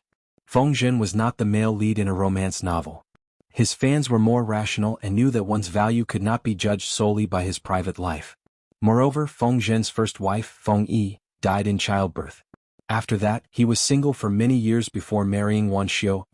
During this period he was a bachelor. As a bachelor he did not steal, rob or commit crimes. He only liked to visit women's places, drink wine, and look at mature women to satisfy his physical needs. He did not harm the interests of others, and his conduct was considered righteous. In this way his dissolute lifestyle was not a big problem for Salted Fish. Most importantly, after Feng Longzi got married, he focused on his family.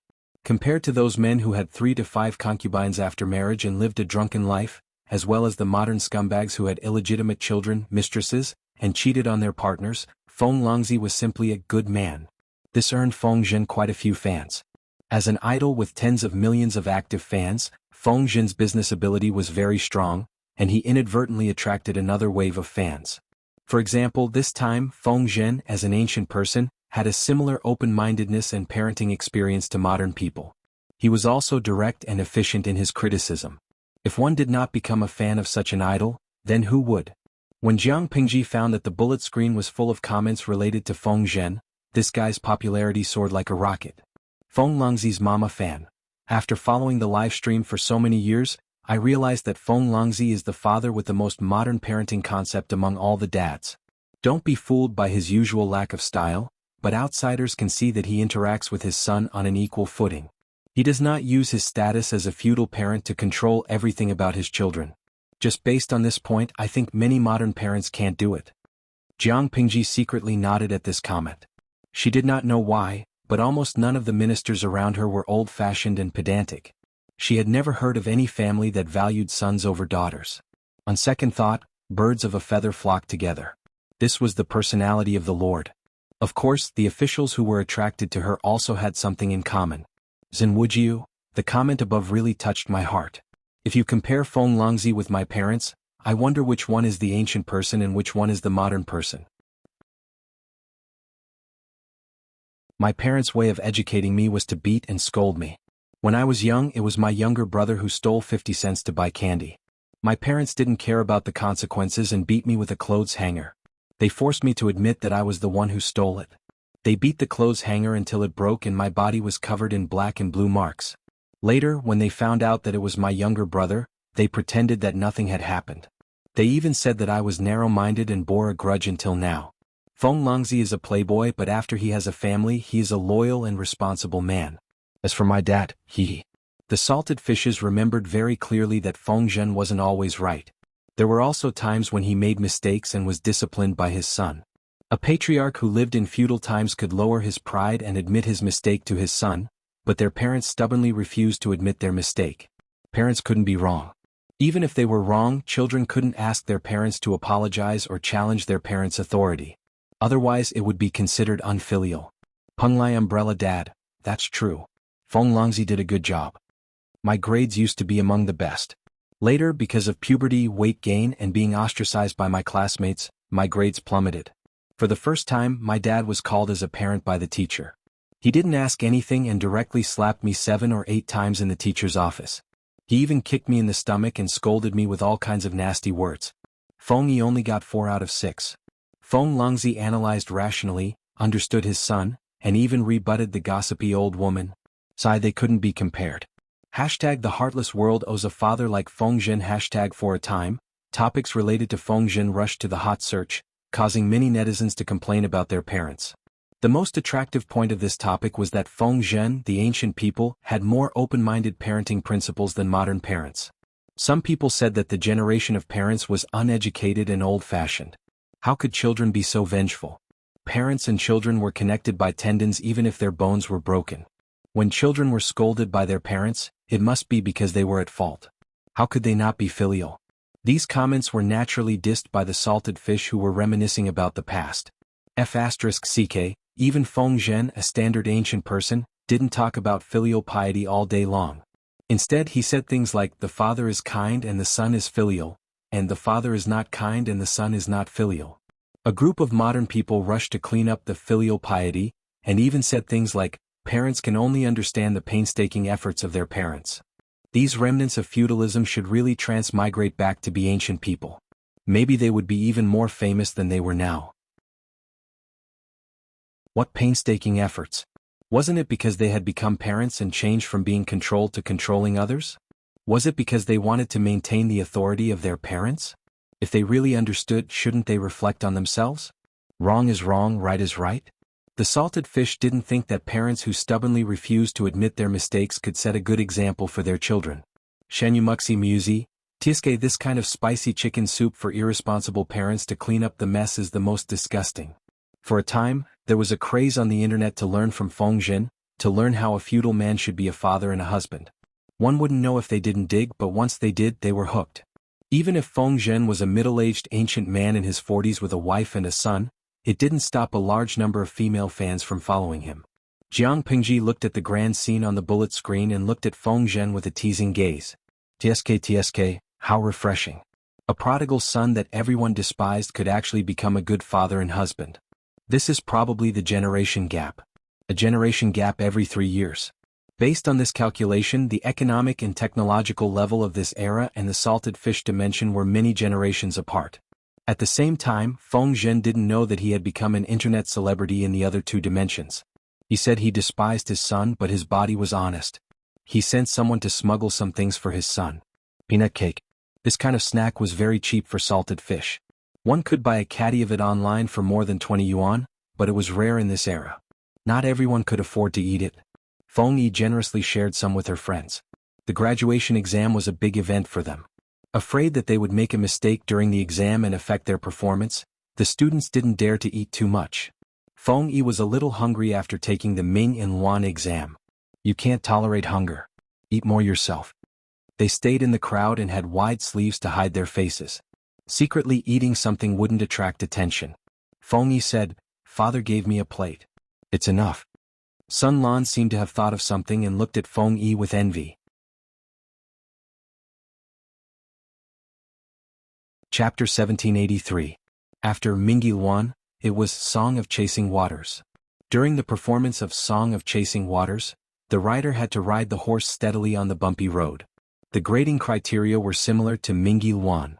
The drill ground was wide and flat. There was no area suitable for Song of Chasing Waters.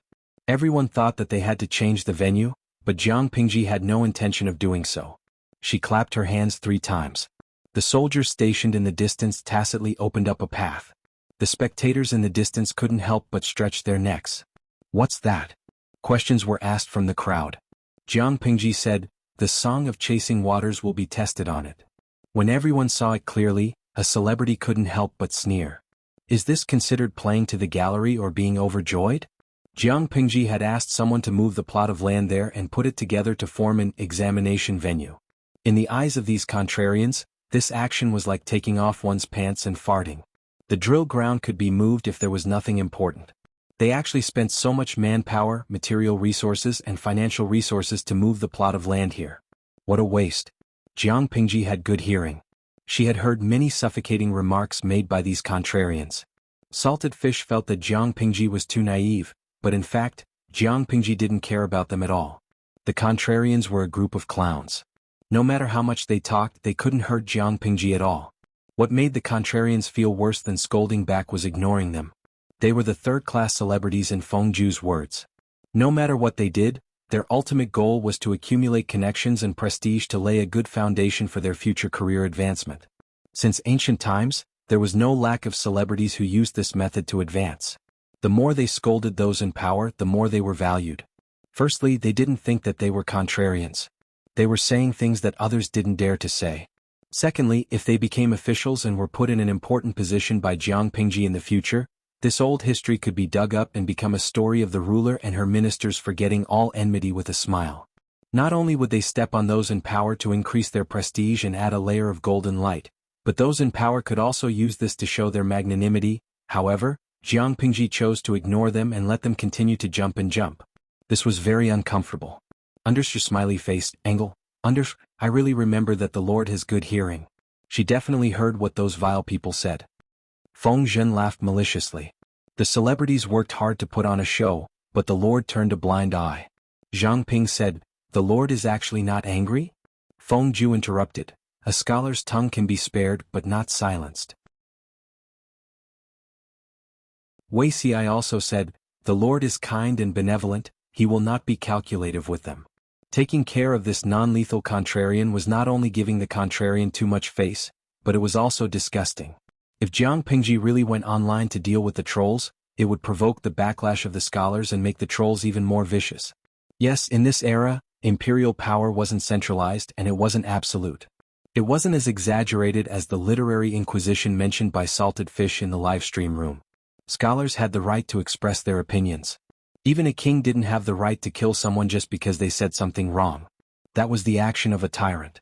Of course, not having the right to kill them didn't mean that they couldn't. It was just that killing them would leave a bad reputation. The emperor cherished his reputation and would not offend these scholars. Jiang Pingji was not an emperor, but she was not far from it. While they were talking, the song of chasing the waters began. Wuxia realized that the exam venue, which was put together at the last minute, looked a little strange. It looked a little fake. It didn't look like people had guessed that the land had been taken down and moved here. It looked like it was man-made. Zhang Ping said, Zixiao's observation is meticulous. This thing is indeed made by a craftsman. In this era, the level of tools and technology was limited. No matter how powerful Jiang Pingji was, she couldn't have allowed people to take down a whole piece of land. The venue for the Song of Chasing the Waters was made by Zhang Ping's people using lime to treat it with special methods. In order to make it more realistic, the base was made with lime as the raw material. Real objects were placed on the surface, imitating the rugged terrain. It took more than a month to build. The quantity of this lime was very small, which made Zhang Ping feel that it was a pity. If there was more of it, it could be used to build the foundation of a house. This was because after hardening, it could glue things together. It was strong and hard, so it was a good auxiliary material for building roads and houses. Zhang Ping sighed. If everyone had eyes like Zixiao's, they wouldn't have made a fool out of themselves like that group of people. Wuxia smiled faintly without saying anything. The Song of Chasing the Waters assessment was also divided into groups of 50 people. Each group was made up of 10 people. The order of going on stage was based on the order of drawing lots in the first round. Sun Lan's performance this time was not bad. She got full marks. Feng Yi's performance also improved. She got 5 points. The girls of the Golden Scale Academy still crushed the boys with a very high percentage of full marks. The faces of the onlookers were livid. They didn't criticize Jiang Pingji's black box operation anymore. They started to ridicule the incompetence of the boys of the Golden Scale Academy. Sun Lan's Song of Chasing the Waters had long finished. When Feng Yi finished the exam and came to rest, he couldn't help but complain to his partner. These scholars are really interesting. If they really think that the Song of Chasing the Waters is easy and can easily get full marks, they should give it a try. They only knew how to stand at the side and criticize. Sun Lan's heart was burning with anger. You no cano BB. Feng Yi smiled and comforted him. If they want to offend us, let them. Sooner or later they will suffer. The Master of Lanting obviously wants to put us in an important position. Our classmates' futures will definitely not be bad. It's their business to make so many potential enemies just for a moment of pleasure. Sun Lan was speechless. His partner's words made sense. Feng Yi continued, passing the graduation exam only means that everyone has completed their studies in the academy. It doesn't mean that they have become officials. There is an even more important exam in May. Not only can we participate, but those scholars who are interested in becoming officials can also participate. At that time, we will let them know whether it is difficult to get full marks for the Song of Chasing the Waters. Before that, we have to be careful with our words and actions to avoid being used against us. Outsiders thought that the students of the Golden Scale Academy were young and had a different path to becoming an official. They didn't know that Jiang Pingji had the intention to let these juniors compete with the famous scholars who had been famous for a long time. If these scholars lost to Feng Yi and the others in all aspects, their reputation would be ruined and they would vent their anger. Sun Lan said, then now, Feng Yi smiled. Strive to get a good ranking. Otherwise, how are you going to explain to military advisor Qiguan? Qiguan Rang's father-in-law was difficult to deal with. Even if Sun Lan made Qiguan Jinghui relent, Qiguan Rang couldn't be dissatisfied with Sun Lan. Sun Lan was speechless. He almost forgot about his father-in-law. He was a little scared when he thought of his future father-in-law's dark face. Wrongly, do you think I can get into the top 10? He didn't even want to be in the top 3. It would be good to be in the 10th place. Feng Yi looked at his partner with pity in her eyes.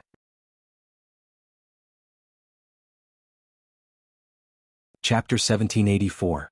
The Song of Chasing Water wasn't worth watching, so they didn't pay much attention to it after watching a few sets.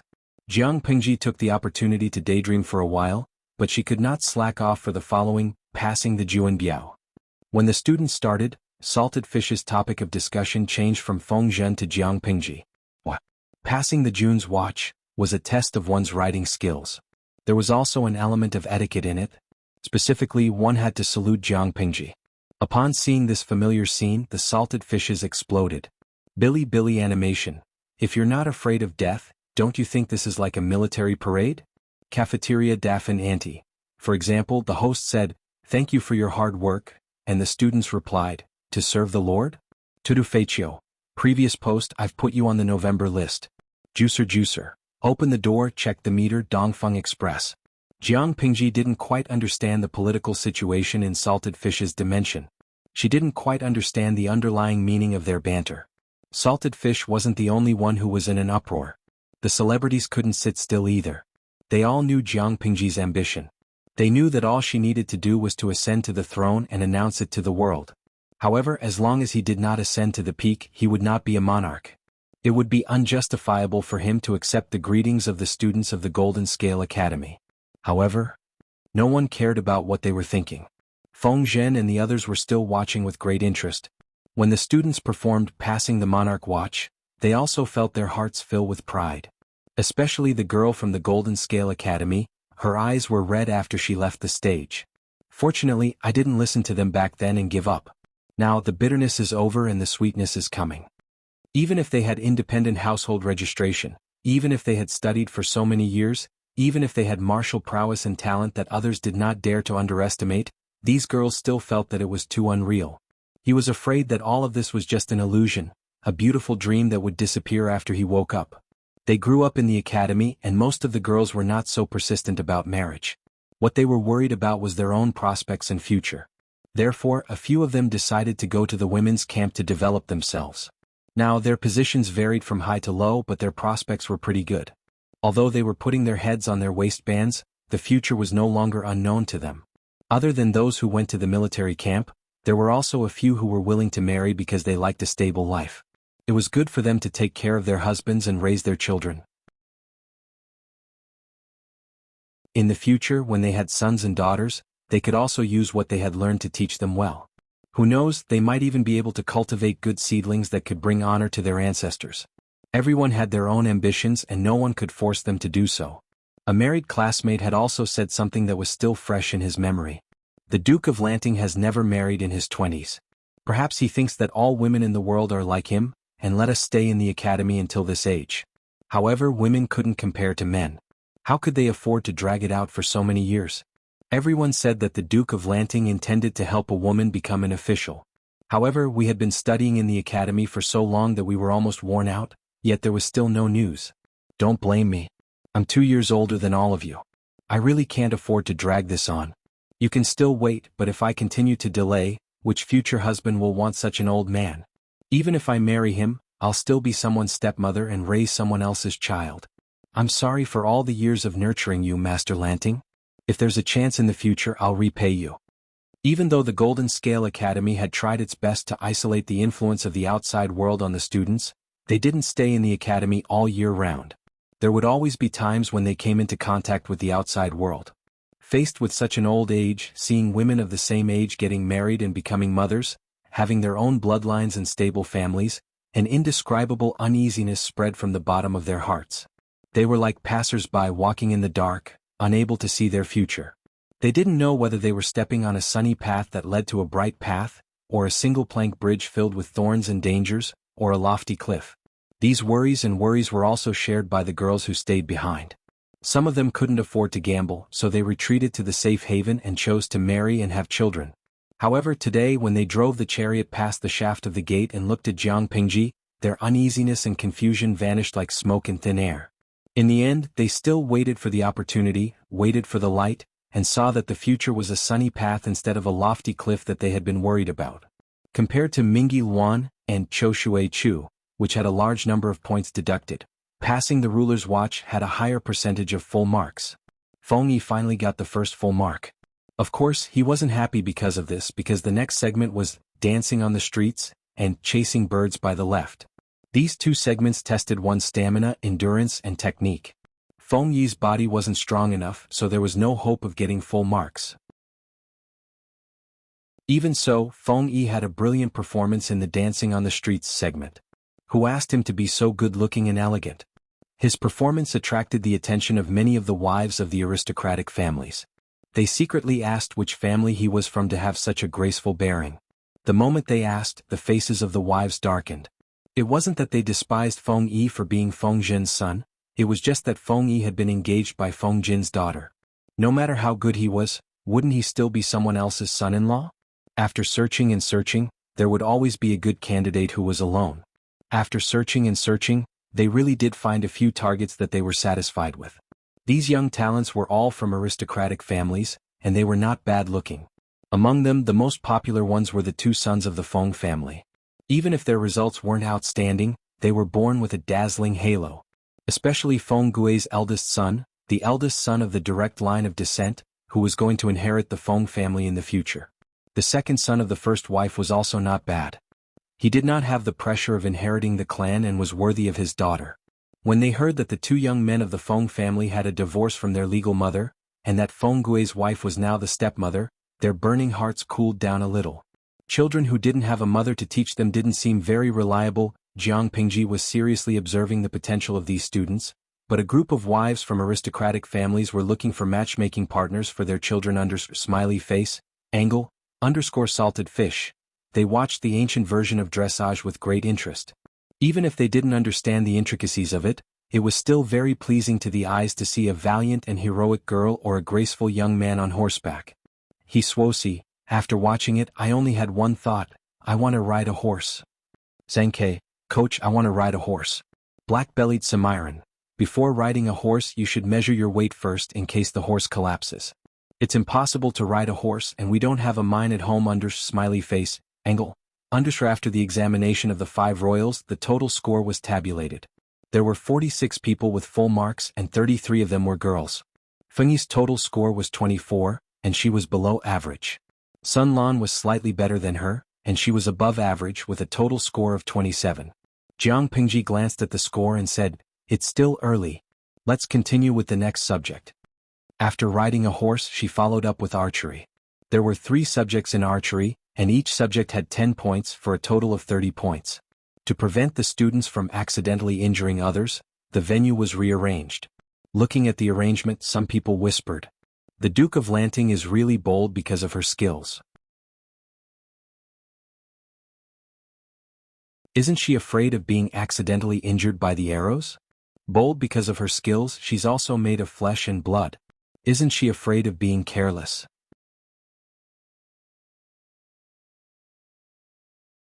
Chapter 1785. No one can hurt me, let alone these immature brats. Jiang? Ji Yunshu secretly rolled her eyes.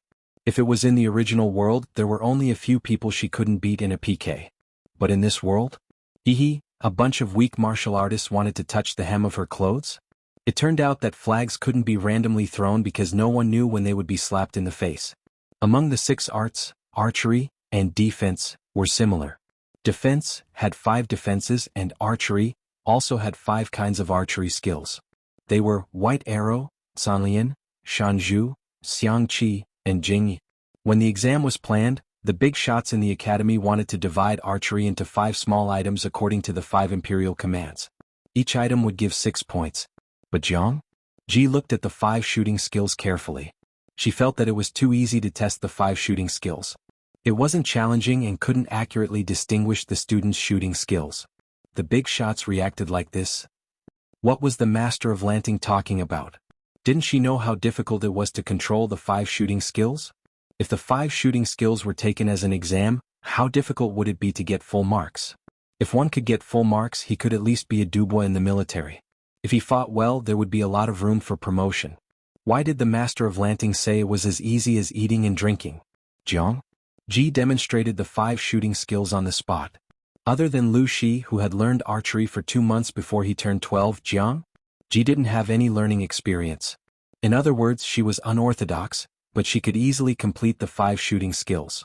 Ji used her ability to prove to Master Yuanjing and the others that people were different. Mastering the 5 shooting skills is the foundation for the students of the Golden Scale Academy. If they can't even do the foundation, what are they learning? Master Yuanjing also knew Jiang. Ji was strict with her students. After some consideration, they cancelled the 5 shooting mode and changed it to 3 shooting. Although 3 shooting was 2 points less than 5 shooting, it was more than 2 times more difficult. When the examiner announced the 3 shooting skills, many students were confused. What's the use of only mastering the 5 shots? The enemy on the battlefield is alive, not a stationary target. You are also soldiers with legs and riding horses, not a piece of wood that stands motionless in the same place. Ji berated the examinees, interrupting their thoughts. Yes, Jiang? Ji shamelessly changed the exam topic. According to the initial arrangement, the students were divided into different distances to shoot at the faraway targets. The students would be graded according to the number of points they scored. Of course, when shooting an arrow, one had to use 5 different archery techniques. Only by fulfilling these conditions would one be able to get full marks. According to this assessment condition, out of the 200 participants in the Golden Scale Academy, at least 150 would get full marks.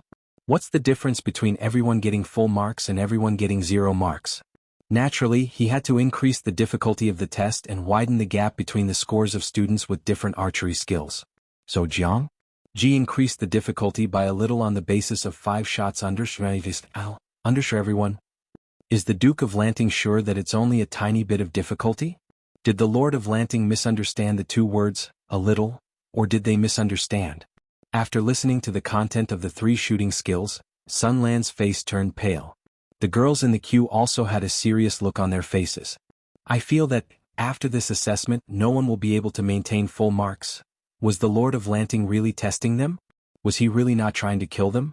Feng Yi said, "There's always someone better than you. Don't be too full of yourself. There are many students with excellent archery skills.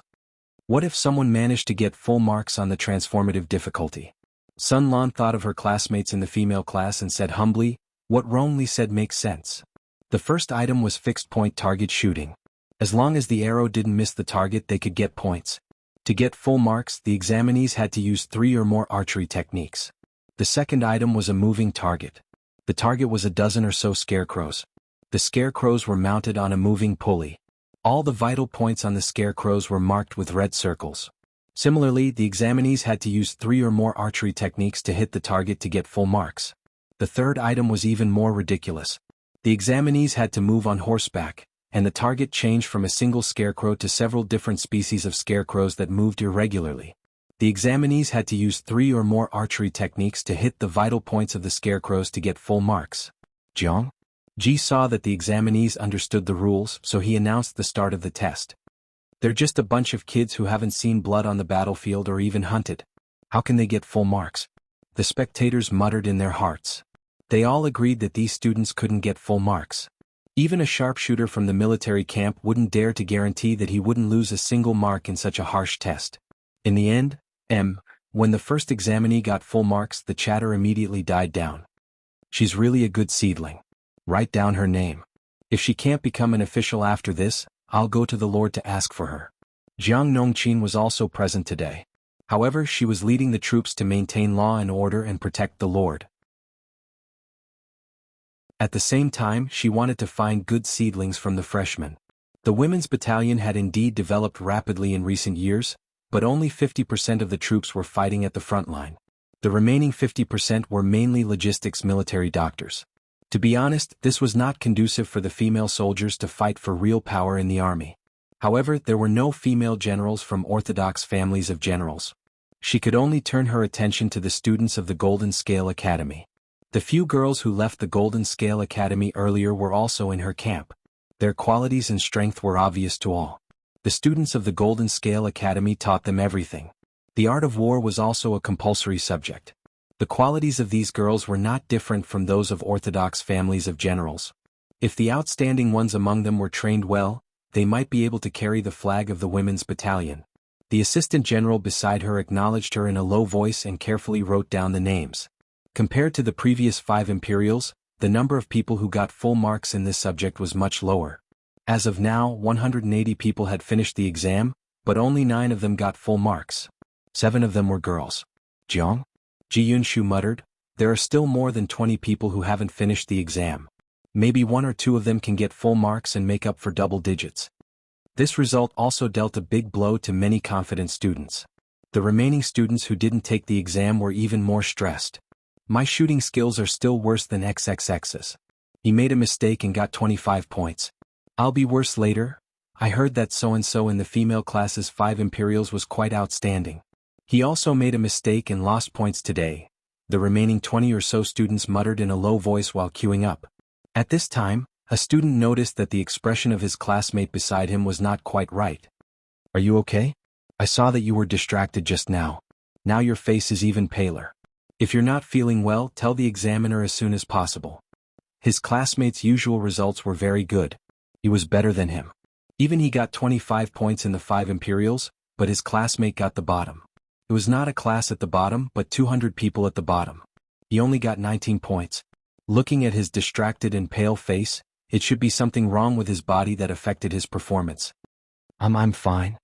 His classmate's eyes wandered and his voice was a little weak. He said, maybe I ate something bad for breakfast. Don't tell the examiner that if I take the exam, even if I don't perform well, I'll still get points. If I don't take the exam, I'll get 0 points. I don't want to repeat a year. Then I'll let you lean on my shoulder. It'll be your turn later. Take a break first. The students of the Golden Scale Academy had been living and eating together for so many years. Occasionally there would be some conflicts, but overall they were still united and friendly. Thank you. Not long after, it was his classmate's turn. I wish you success. His classmate's face was deathly pale. He lowered his head slightly, and the corners of his lips curled up weakly. Jiang? Ji took a look at this student's results and frowned slightly. As a student at the bottom, he performed poorly again this time. He only got 11 points in the first 2 rounds. When he moved on to the 3rd round, 3 out of the first 5 arrows actually missed. The salted fishes also saw the trick. Look at what they discovered. There was actually a rare slacker in the Golden Scale Academy, where all the students were top students. He scored 20 points in 2 rounds, but he only got 11 points. He failed at the beginning of the 3rd round. This was the rhythm of failing. Jiang? Ji frowned as he watched. His fingers lightly tapped on his knees. What's wrong with this student? Jiang? Ji casually asked. The examiner below the stage stepped forward and said, I've asked earlier. It seems like he ate something wrong with his stomach. The salted fishes sighed. This was the same as having diarrhea in the college entrance examination. Bad luck. While they were talking, the student shot another 2 arrows. One missed and the other hit the target. However, it didn't hit the scarecrow's vital points. The student seemed to be anxious. Beads of sweat rolled down his forehead, drenching his dashing eyebrows. His breathing quickened as if he had lost his composure due to the consecutive failures. It was rare to see a slacker in the Golden Scale Academy.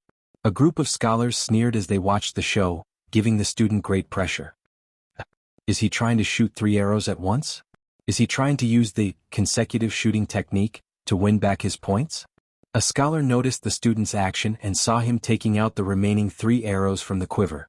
His companion beside him said, TSK, he didn't even hit the target earlier. Now he wants to use the consecutive shooting technique to shoot 3 arrows. He's asking to be humiliated.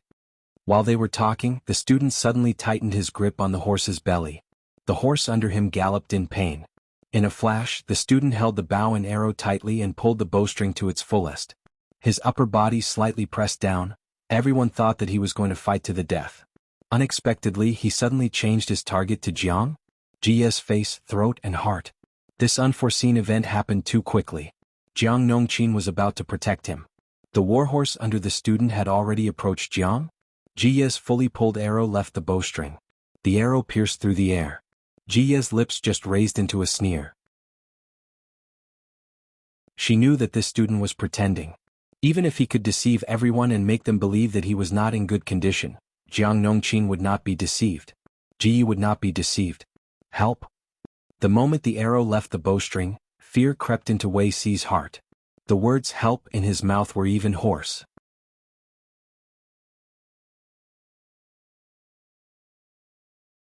Chapter 1786. My lord, take down the assassin. Everything happened too suddenly. When they came back to their senses, Jiang Ji, who was sitting on the main platform, was already lying in a pool of blood. Jiang Ji had already fallen into a pool of blood. The assassin student did not have time to do anything else. The war horse under him suffered a heavy blow and kept neighing in pain. Before the student could do anything, someone grabbed the horse's neck and leaped up. With a sweep, the student fell off the horse's back, causing him to see stars. Dislocate his jaw and break his limbs. Don't let him die. Jiang Nongqin did not even look at the assassin. She grabbed him by the neck and threw him to her trusted assistant general and soldiers. Her expression was as fierce as a Rakshas's. She quickly ordered, "Gather all the generals to seal off the drill ground and camp. From now on, not even a fly is allowed to fly out. Whoever dares to disobey will be killed on the spot. Do you hear me?" "Yes, my lord." Jiang Nongqin was shocked and angry. She acted swiftly and decisively. She directly sent soldiers to surround the audience and students in the drill ground. The students were so frightened by this turn of events that their legs turned to jelly. Their faces were as pale as if they were painted with a thick layer of white paint. Their minds were empty and they almost forgot how to think. In contrast, the reactions of the scholars, noblewomen, scholars, and officials were relatively calm. However, everyone had different thoughts. Their expressions and reactions were slightly different too. Some were worried about Jiang Ji. Would Ji die because of this? Some were worried about whether they would be implicated. Some were worried about the safety of their families. Today, everyone present was in trouble. Jiang Ji? It was fine if Ji Wuji died, but if anything happened, everyone's faces were pale. The Duke of Lanting was assassinated in public. The world was probably going to change. These people either stood up or sat on the spot. They looked nervous but did not dare to act rashly. They were afraid that they would misunderstand and be stabbed to death by the group of soldiers who were eyeing them fiercely. Only Jiang Ji's important official was not worried. Ji Yi's important official did not have any concerns. Wei Xi even ran over with his bare feet. The gravel on the drill ground piercing his soles could not hide the piercing pain in his left chest. His mind was blank. His body followed its instinct to go to Jiang Ji. Doctor. Where is the doctor? Wei Xi carefully helped her up but did not dare to make any big movements. He was afraid that the arrows that pierced her flesh would cause her a second injury. Following Wei Xi's movements, everyone saw Jiang Wan. Ji Yunshu's clothes on her left chest and shoulder were dyed red by the blood. Her right hand was holding the arrow, and her palm was soaked in blood. The blood flowed down her arm and dyed her sleeves the same color. When everyone saw this, they could not help but suck in a breath of cold air. Not to mention the location of the wound, just the amount of blood showed that her injury was not light. Wei Xi felt as if he had fallen into an ice cellar. At this moment, his mood was actually the same as when he first heard His Majesty riding a dragon from the sky in his previous life. At that moment, the beating heart in his left chest seemed to be frozen and sealed, and a chill spread throughout his entire body. Why isn't the doctor here yet? In his previous life he had died of old age, but this life was different. How could he accept such an accident happening to her? Today was the equestrian archery assessment. In order to prevent any accidents, the best doctors in the military camp in the city were all on standby. Never in a million years would he have thought that the one in trouble wasn't a student, but the Duke of Lanting. Jiang Nongqin captured the assassin. She still could not believe that the student could actually hurt her godlike lord. How could that be? Jiang Nongqin's expression looked calm, but her chest was churning with the urge to kill. However, she was still rational. She knew that she could not kill the assassin yet. They still needed to interrogate the assassin and follow this clue to catch the real culprit. When the real culprit surfaced, she would definitely tear the person into pieces. Jiang Nongqin personally led the soldiers to surround the main platform. She was afraid that the assassin had accomplices. The students of the Golden Scale Academy, especially the first batch of students, were all orphans of the fallen soldiers, except for a few students who came from aristocratic families.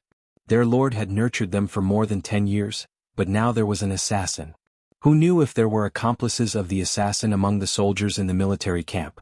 Now, apart from the lord, everyone present was a suspect for Jiang Nongqin. Not long after, a few doctors rushed over with medical kits. From their disordered breathing, it could be seen that they had also rushed over as fast as they could. After passing through the human wall, The doctors put down the medical kit with a thud and gestured for Wei Ci to put Jiang Wan down. Jiang Wan was put down. At this time LV Zheng, who had been the background for a long time, said, "Get a screen to surround this place." Kang Xintong, who came with LV Zheng as his adopted daughter, stood outside the human wall. Her status was not high enough and the situation was serious. She could not get close. She could only stand on the spot and clench her fingers anxiously. She secretly prayed that the Lord of Lanting would turn misfortune into blessing and that nothing would happen to him. Not only were the people on the drill ground worried, but the salted fish in the live streaming room was also frightened. They were watching Jiang Wan. For so many years, they had seen her kill anyone who stood in her way. She was the epitome of Long Outyen. A person who dared to charge alone with thousands of men and horses could not dodge the 3 arrows shot by the assassin. The bullet screen changed from the original flirtatious comments to cheers and prayers. Only one bullet screen was different. That salted fish was Weibo's programmer. He prayed together with the server. Just as he sent this bullet screen, WeChat and QQ's work group exploded. The department management specially called him to work overtime. Salted Fish, the programmer, was speechless. The streamer was shot by an arrow, and the Weibo server was paralyzed in the next second. Sigh. Rubbing his cold forehead, the programmer held a cigarette in his mouth. His expression was one of the vicissitudes of life. Before working overtime, the programmer posted his indignation on his WeChat moments. Assassinated? If she really was assassinated, the national football team would not only win the World Cup, but it would also win it for 100 years. The existence of the live streaming room was too special. People in related industries were highly enthusiastic about the live streaming room. Many scientists had even set up research projects, hoping to draw inspiration from it and vigorously develop artificial intelligence and cross-dimensional technology. The programmer was no exception. According to their research on the live streaming room had a certain relationship with Jiang Wan. It was like the parasitic relationship between the system and the host in the system novel. If the host's life was in danger, it was impossible for the live streaming room to be quiet. However, this was not something that every salted fish knew. When they saw Jiang Wan, she was covered in blood and motionless, they felt like their brains were about to explode. On the other side, under Lu Zheng's reminder, the soldiers took out folding screens and linen to create an area for the doctors to check on the injuries. Feng Zhen and the others retreated, but their eyes were still on Jiang Wan. In Jiang Wan's direction. They looked calm, but their palms were wet with sticky sweat. Their lord had been assassinated in front of their eyes. Thinking of this, Feng Zhen's mood was like Jiang Nongqin's. His chest was filled with murderous intent. At this moment he heard someone gossiping. They thought their voices were low, but the drill ground was silent. Even the lowest voice sounded noisy. The person said to his friend, "The Duke of Lanting was assassinated. It's fine if she can survive this, but if she can't, she has no children. The one who will ascend the throne in the future will either be her concubine brother, Lu Zhao, or someone from the Lu family." Another person said, "The Duke of Lanting is now in his 20s. Girls of the same age can already have children, but she. Could it be that she was born with some hidden disease and can't bear children? It's a pity that her reputation was ruined by an assassination. Her hard-earned foundation has been taken advantage of by her concubine brother." Now that the distinction between the legal wife and the concubine was clear, the scholars valued the legal wife more. The concubine was just a little higher than the servants in the manor. Yes, the Duke of Lanting is successful and a legal wife, but she has no children. In the end, she has to be taken advantage of by a concubine. If the Duke of Lanting passed away, wouldn't the people in the afterlife be angry and come back to life? That way Zixiao just said, "Save the emperor," didn't he? He didn't ascend the throne when he was alive. If he can be conferred the title of great ancestor after his death, he can barely use the word "save the emperor," the person said in a low voice. Lu Shi has never hidden his ambition. She even dared to accept surpassing the emperor. Hearing this, Feng Zhen was so angry that he pulled out the sword at his waist and wanted to settle the score. At this time they were still saying such sarcastic words to sow discord. Did these two people want to die? However, someone moved much faster than him. Before Feng Zhen could go over, the two people had already been kicked in the head. "Arrest these two people and detain them for interrogation." The person who spoke was an angry Lu Zhao. No one knew when this brat had run over from the other side of the seats. Feng Zhen suppressed the surging anger in his heart and took a deep breath to calm himself down. He didn't want to lose control and vent his anger on Lu Zhao. At the same time, the heavily injured Jiang Ji opened his eyes.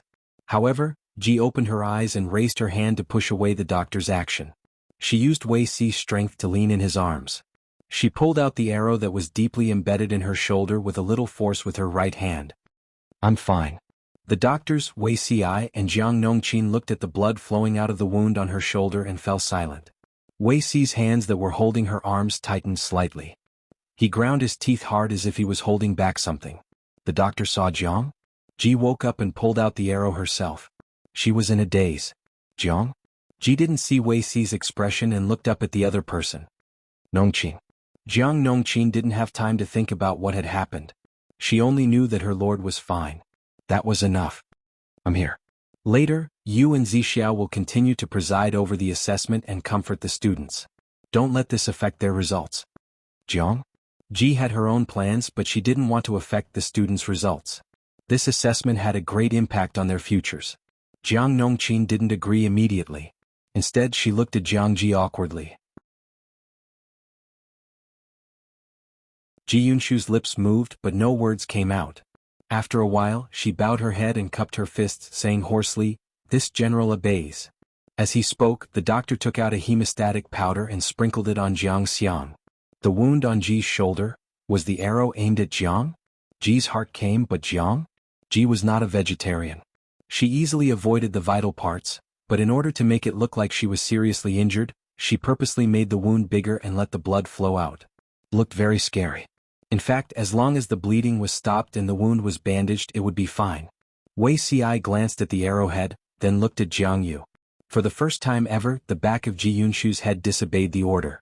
"Forgive me for not being able to comply with the Lord's orders." His voice sounded dry and hard, as if he were choking something in his throat. However, Jiang Nongqin could see that Wei Si's eyes were bloodshot. "Ginger?" Ji did not make things difficult for him. "Then, Zisher and Nongqin will be in charge here. I'll hide my injuries for now."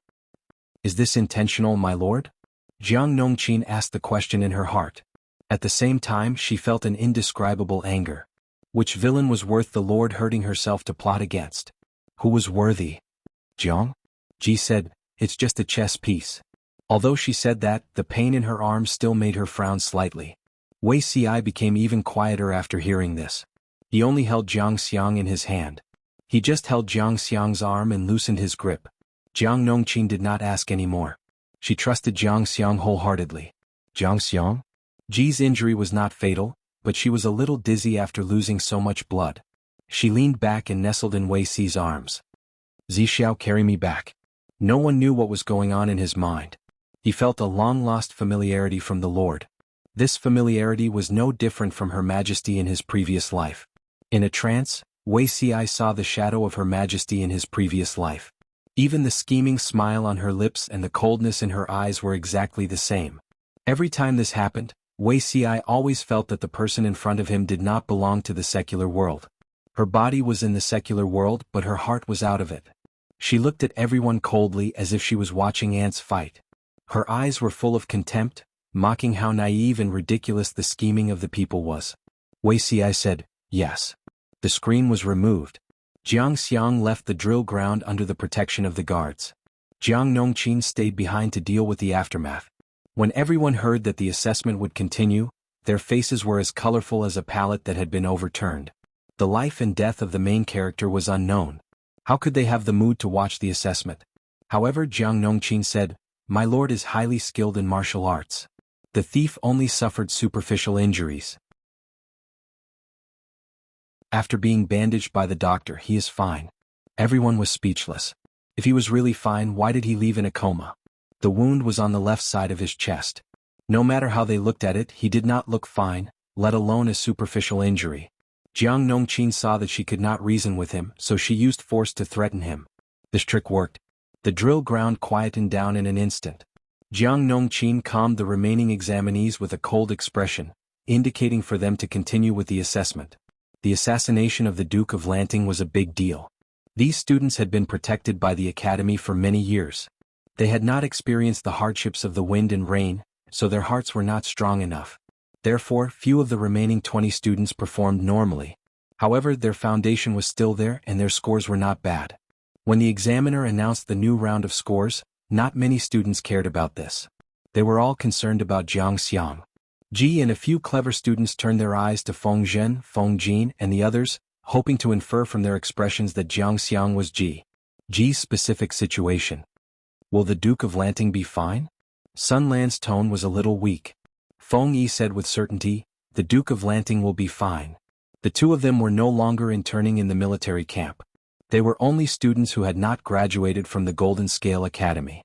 They could not be called Jiang Xiang. Do your part well.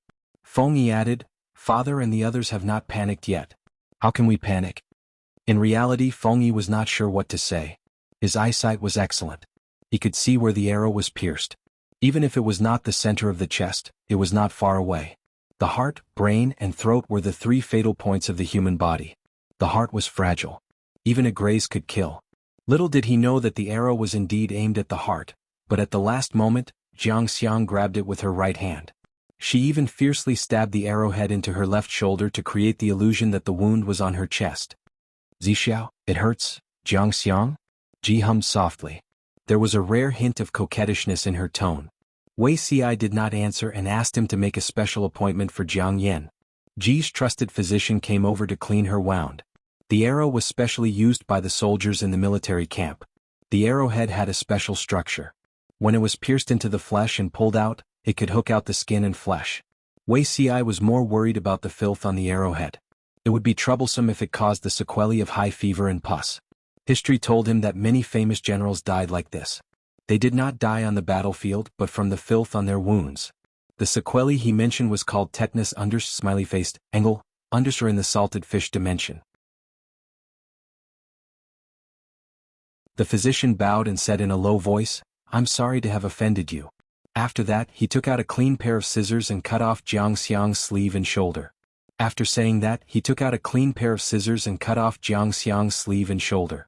Seeing the wound clearly, the physician gasped. Jiang Xiang? Ji leaned against the table and sat up. She bent her legs and said lazily, I haven't even cried out in pain. What's with that look? The physician was speechless.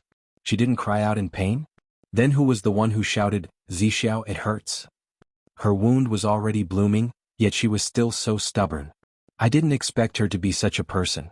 The physician used his excellent medical skills to help Jiang Xiang. Ji cleaned and stitched up the wound. After giving a few reminders, she left. Wei Ci was not a soft-hearted person, but Jiang Yuxing was not a soft-hearted person. But Jiang Xiang was a surprise to him. Seeing the bloody wound, all emotions disappeared. Only worry and heartache were left.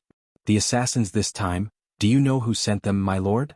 The students of the Golden Scale Academy, except for a few, were the orphans of soldiers who had died in battle. It was equivalent to the Lord raising them. Who would have thought that there would be a traitor among them? Who would actually wait for an opportunity to assassinate Jiang during such an important assessment? Zixiao, this is not important. Wei Ci's heart thumped. He had a vague, ominous premonition. Was this targeting Jiang Xiang? Who was the mastermind behind Ji's assassination was actually not important. Could it be, Zixiao? When we were not paying attention, the Golden Scale Academy became a chess piece in the struggle between the various forces. Ji said, students of commoner origin still have a shallow foundation. I don't blame them. They are too insignificant and have no right to control themselves. Wei Ci understood after thinking for a while. Jiang Xiang? Ji asked again, do you know who the force behind the assassination of my students is? Wei Ci did not know. Please enlighten me, my lord. Jiang Xiang? Ji laughed softly. It's the Liu family. Wei Ci was speechless. The Liu family? Yes, the Liu family. Jiang Xiang smiled lazily. Ji Yunshu smiled lazily. If news of the assassination were to spread, the Liu family would probably panic. Panic? Why would it be panic too? Unless, thinking of his lord's bad temper, Wei Ci suddenly understood. The Liu family didn't order the student to assassinate? Jiang Xiang? Ji said, Zixiao is smart. This student is a pawn they bribed. I don't know when he will come in handy. Wei Ci frowned. Since the Lord said so, it could be seen that this pawn was a hidden pawn for the Liu family. It would not be moved easily. Then who could it be? Who would use the eyes and ears that the Liu family secretly controls to assassinate the Lord and kill with a borrowed knife? Before he finished speaking, Wei Ci suddenly choked. His eyes met Jiang Xiang's. Ji's eyes. At that moment her smile was like a flower.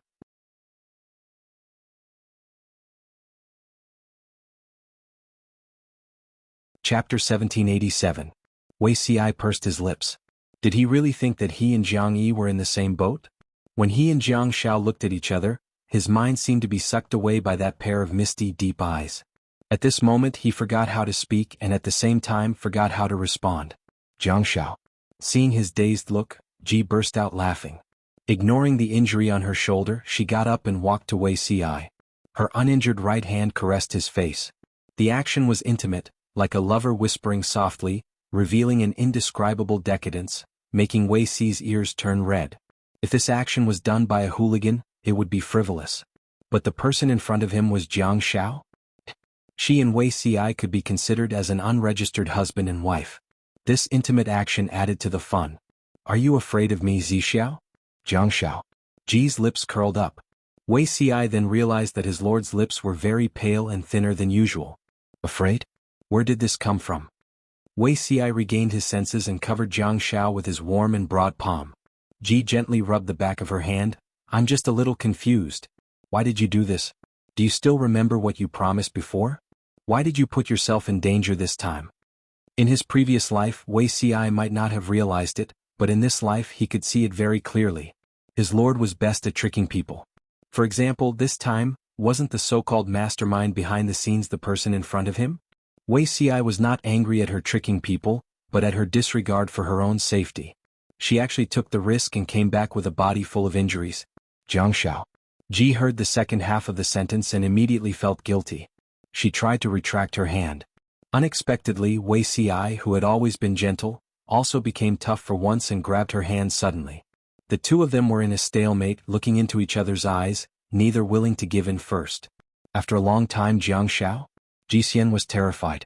However, she would not admit that she was henpecked. How could loving, understanding and respecting one's partner be henpecked? This time Jiang Shao? Jixian wanted to say something soft, but Wuxia pursed his lips tightly and poked her wound with his other free hand. Jiang Shao, who had always been unflinching even if Mount Tai collapsed in front of her. Ji Yunshu gave him face and had to hide for a while. She said softly, Zixiao, it will hurt.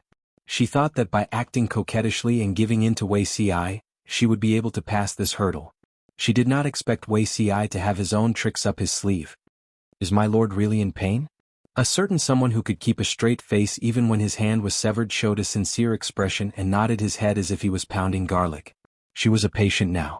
No matter what she had done before, the most important thing now was to coax her and care for her. Let's just forget about the danger I put myself in previously. Can't we just pretend that it never happened? However, Wuxia said, it turns out that my lord also has a body of flesh and blood. You've never cultivated the indestructible body of Vajra, and you're not as invulnerable as immortals. Ginger? Ji Yunshu curled her lips and said something perverted. If it's really invulnerable, when Zheng and the rest will cry. If it was really invulnerable, young master wouldn't be able to make it, let alone make it. Wuxia was a righteous boy, did he not hear Zhang's voice? He suppressed his anger and said to her, all right, since my lord still has a body of flesh and blood, there will be a moment of death. If the enemy's arrow did not pierce into your shoulder, but your heart or near your heart, based on the structure of the arrowhead just now, does my lord think that your heart will still be intact? If the heart is damaged, can you still live? On the drill ground, Ginger? Ji Yunshu pulled out the arrow without changing her expression. The wound was badly mangled by the barbs. The wound that was originally only the width of a finger was twisted by the barbs to the width of 3 fingers. The flesh was even scratched out. Wuxia felt pain just by looking at it. Even if she did not even frown, his heart would ache. My lord's words carry enormous weight. Why did you go back on your word this time? Who was the one who promised Wuxia that he would not mess around anymore and that he would not risk his life as a joke? Ginger? Ji Yunshu said, I have my reasons. Wuxia said, if I can't share your worries, what's the use of having me? My lord, why can't you let me do the things that you must do? Ginger? Ji Yunshu smiled helplessly, let you experience today's assassination? Zixiao, you'll lose your life. How do you know that I'm not willing to risk my life for you, my lord? Wuxia gritted his teeth and said, I'm willing. From my previous life to this life I have never flinched. Even if my lord's injury is not enough to threaten your life, I'm willing to sacrifice my life for you. Ginger? Ji Yunshu frowned. Only then did she realize that Wei Ci was really angry. Wei Ci would not show his anger on his face when he was angry, but his anger was no less stressful than his emotional outbursts. I suddenly have a question. In my previous life, did His Majesty really reach the end of his lifespan by riding the dragon to the sky?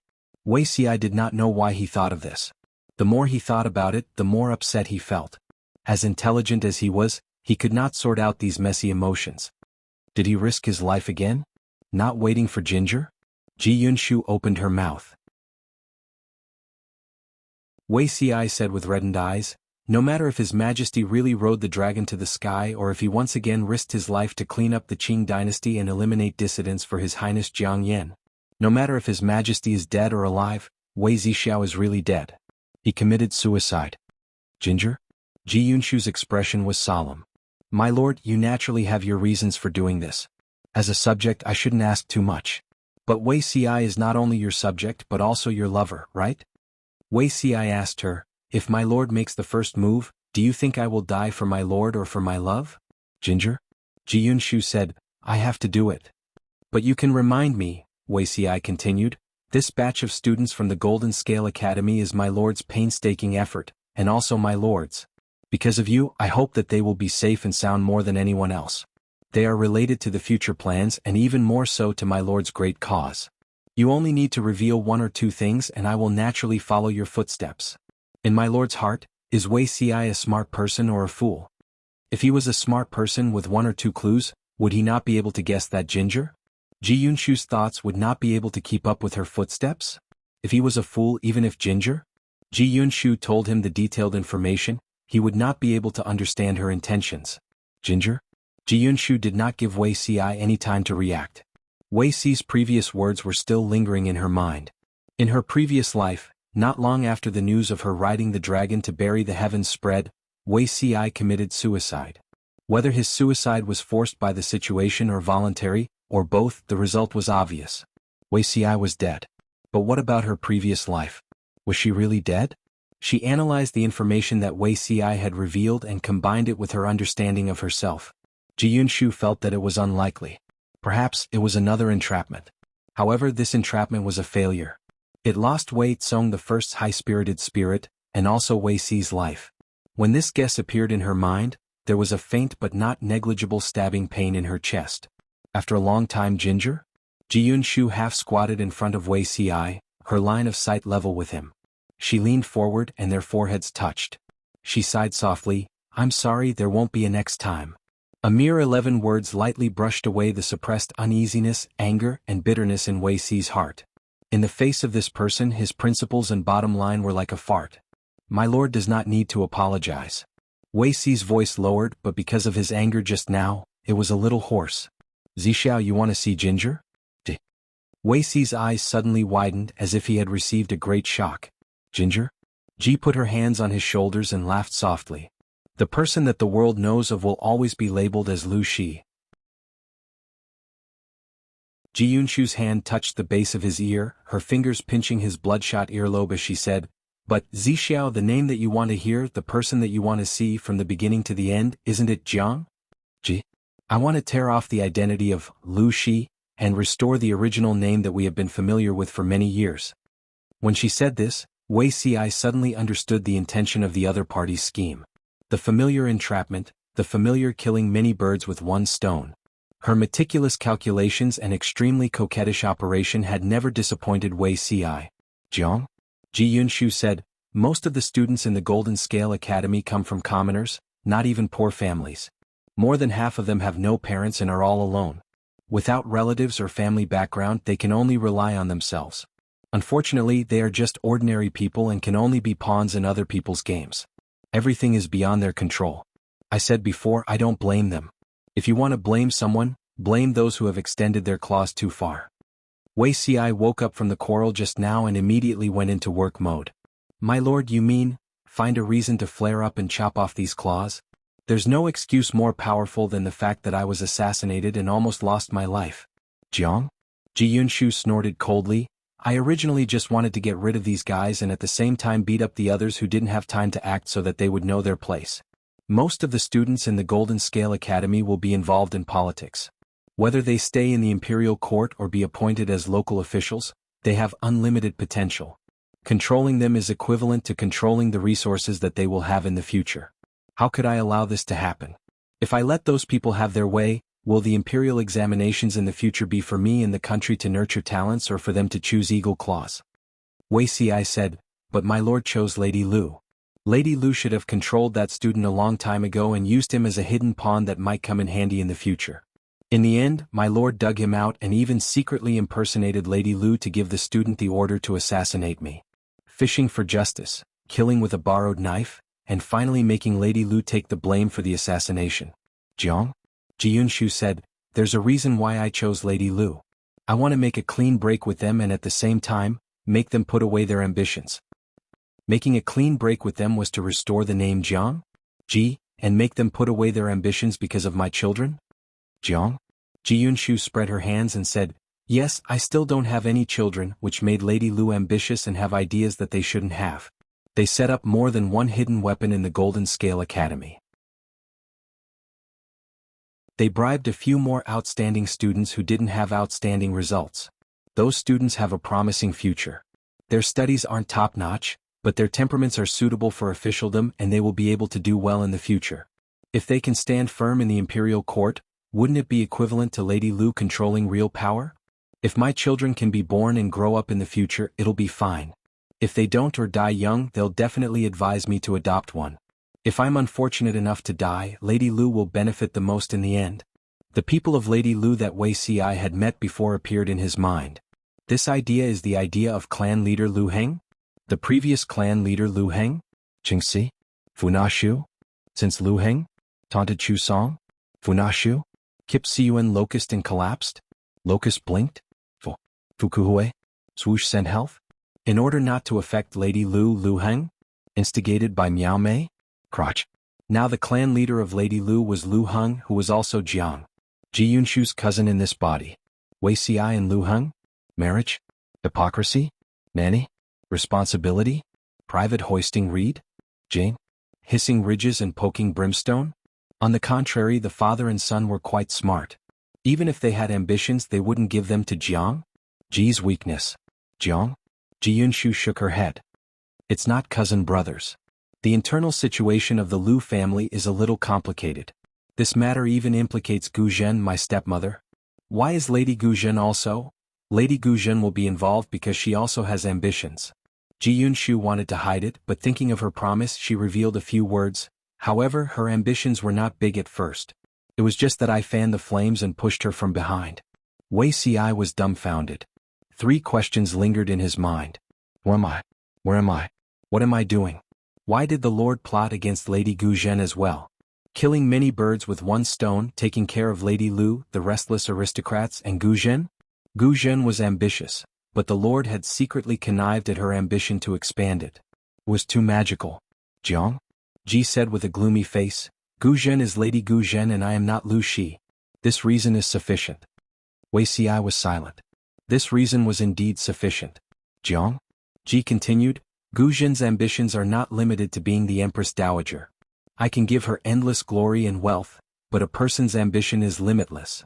Once the seed of ambition sprouts, even without me adding fuel to the fire, Gu Zhen will reach this step sooner or later. I only treated her a little coldly, letting her have wealth but no real power to show off. After a year or two she developed this kind of ambition. There was always a ravine between us. She knew that I was not the real Lu Shi, but a wandering ghost who made a deal with her. She kept my secret and I gave her glory and wealth. In the end, this deal was not solid. Wasn't she worried that I would secretly kill her once I gained power? After all, only the dead can keep their mouths shut, and the living cannot be trusted. Wuxia said, Lady Gu Zhen was worried about this, so, Jiang? Ji said, so she betrayed me. Wuxi's face turned cold. Jiang? Ji said, Gu Zhen is very close to the old farts of Lady Lu. I heard that she is especially fond of the children of Lady Lu. Without further explanation, Wuxia understood everything. If I touch Lady Gu Zhen, I'm afraid it will be hard to explain to Meng Heng and Ye Sun. Jiang? Ji smiled contemptuously. I revert to Jiang? Ji's identity is enough. Not to break away from Lady Lu, but to become an independent clan.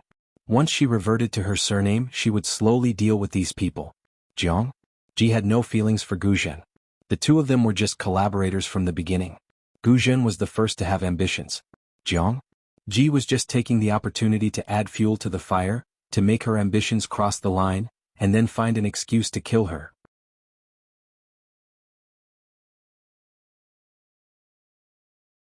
Chapter 1788. Zixiao, do you think I'm too heartless? She would also care about her image in the eyes of her partner. No matter what, Lu Shi's body doesn't belong to me. After I took over the body, I schemed against Lu Shi's family again and again. In the eyes of ordinary people, Jiang Zizi was the most beautiful woman in the world. Ji Yunshu's actions were indeed too much. It was not an exaggeration to say that she was heartless. However, Wei Xi said, "My lord did not scheme for no reason, did he? In terms of affection, my lord has done more than enough." Ginger? She had used Lu Shi's body, but she wasn't the one who murdered Lu Shi. She had only taken a body that didn't belong to anyone. She didn't hide this from Lu Shi's family, from Lu Shi, Gu Min, Gu Zhen, Madame Hu, and even Lu Zhao. Ji offers benefits. If you don't make a sound while enjoying the benefits, what's the point of making a fuss after? His Highness had always been a person of her word. Whatever she said, she would definitely do it. Since she had promised Gu Zhen that she would give her wealth and glory, she would not go back on her word. In the end, Gu Zhen was not satisfied with what she had. She wanted more, to control real power and even to manipulate Jiang. Who knew what she would ask for in the future? How could there be such a good thing in the world? If she dares to push her luck, don't blame the Lord for falling out with her. In the words of a brainless fan, Ginger? Ji was Wei Xi's principle, worldview, and bottom line. No one could cross it. So, how could Wei Xi feel that his lord was heartless? If she was truly heartless, not to mention Lu Shi and Lu Zhao, the entire Lu family would have been defeated by her, just like in her previous life. In his previous life, the Lu family was also one of those who wouldn't die if they didn't court disaster. They only had themselves to blame for the ending. Zixiao's words are always in my heart. She and Wei Xi had known each other for more than 10 years. Over the years, the two of them had only blushed twice, and each time it only lasted for a few hours. Ji Tailang was courting death. They were all adults. They wouldn't play the "you're heartless, you're unintentional, you're being unreasonable" game, and they wouldn't let the misunderstanding worsen. It was fine as long as such a huge misunderstanding was cleared up. Why should they hide it and cause an even bigger conflict in the end, driving a wedge between them? Therefore the alarm was lifted. Not long after, Ji became indecent again. She flirted with Wei Xi with a cheeky face. Wei Xi saw that she was injured, so he took advantage of her verbally. He turned a blind eye and let Jiang Yu do whatever she wanted. Ji is mischievous. The relationship between the two of them became even more harmonious. They were lovey-dovey with each other, not knowing that the outside world had been invaded by Jiang Chanshan. The news of Ji Ye's assassination caused a huge uproar. The reactions of the various forces were different. Some were doubtful, some were worried, and some were guilty. Huang Song belonged to the group of skeptics. There was nothing he could do. Back then, Ji Yunshu had used the tactic of being attacked by an assassin to harass Huang Song. Even after so many years, Huang Song was still traumatized by this matter. He asked around for information even if he knew Jiang Yu. Ji Zhen was assassinated, but he still felt that it was unreal. Ginger? When Ji Yi was assassinated, Feng Ju was also present and witnessed the entire process.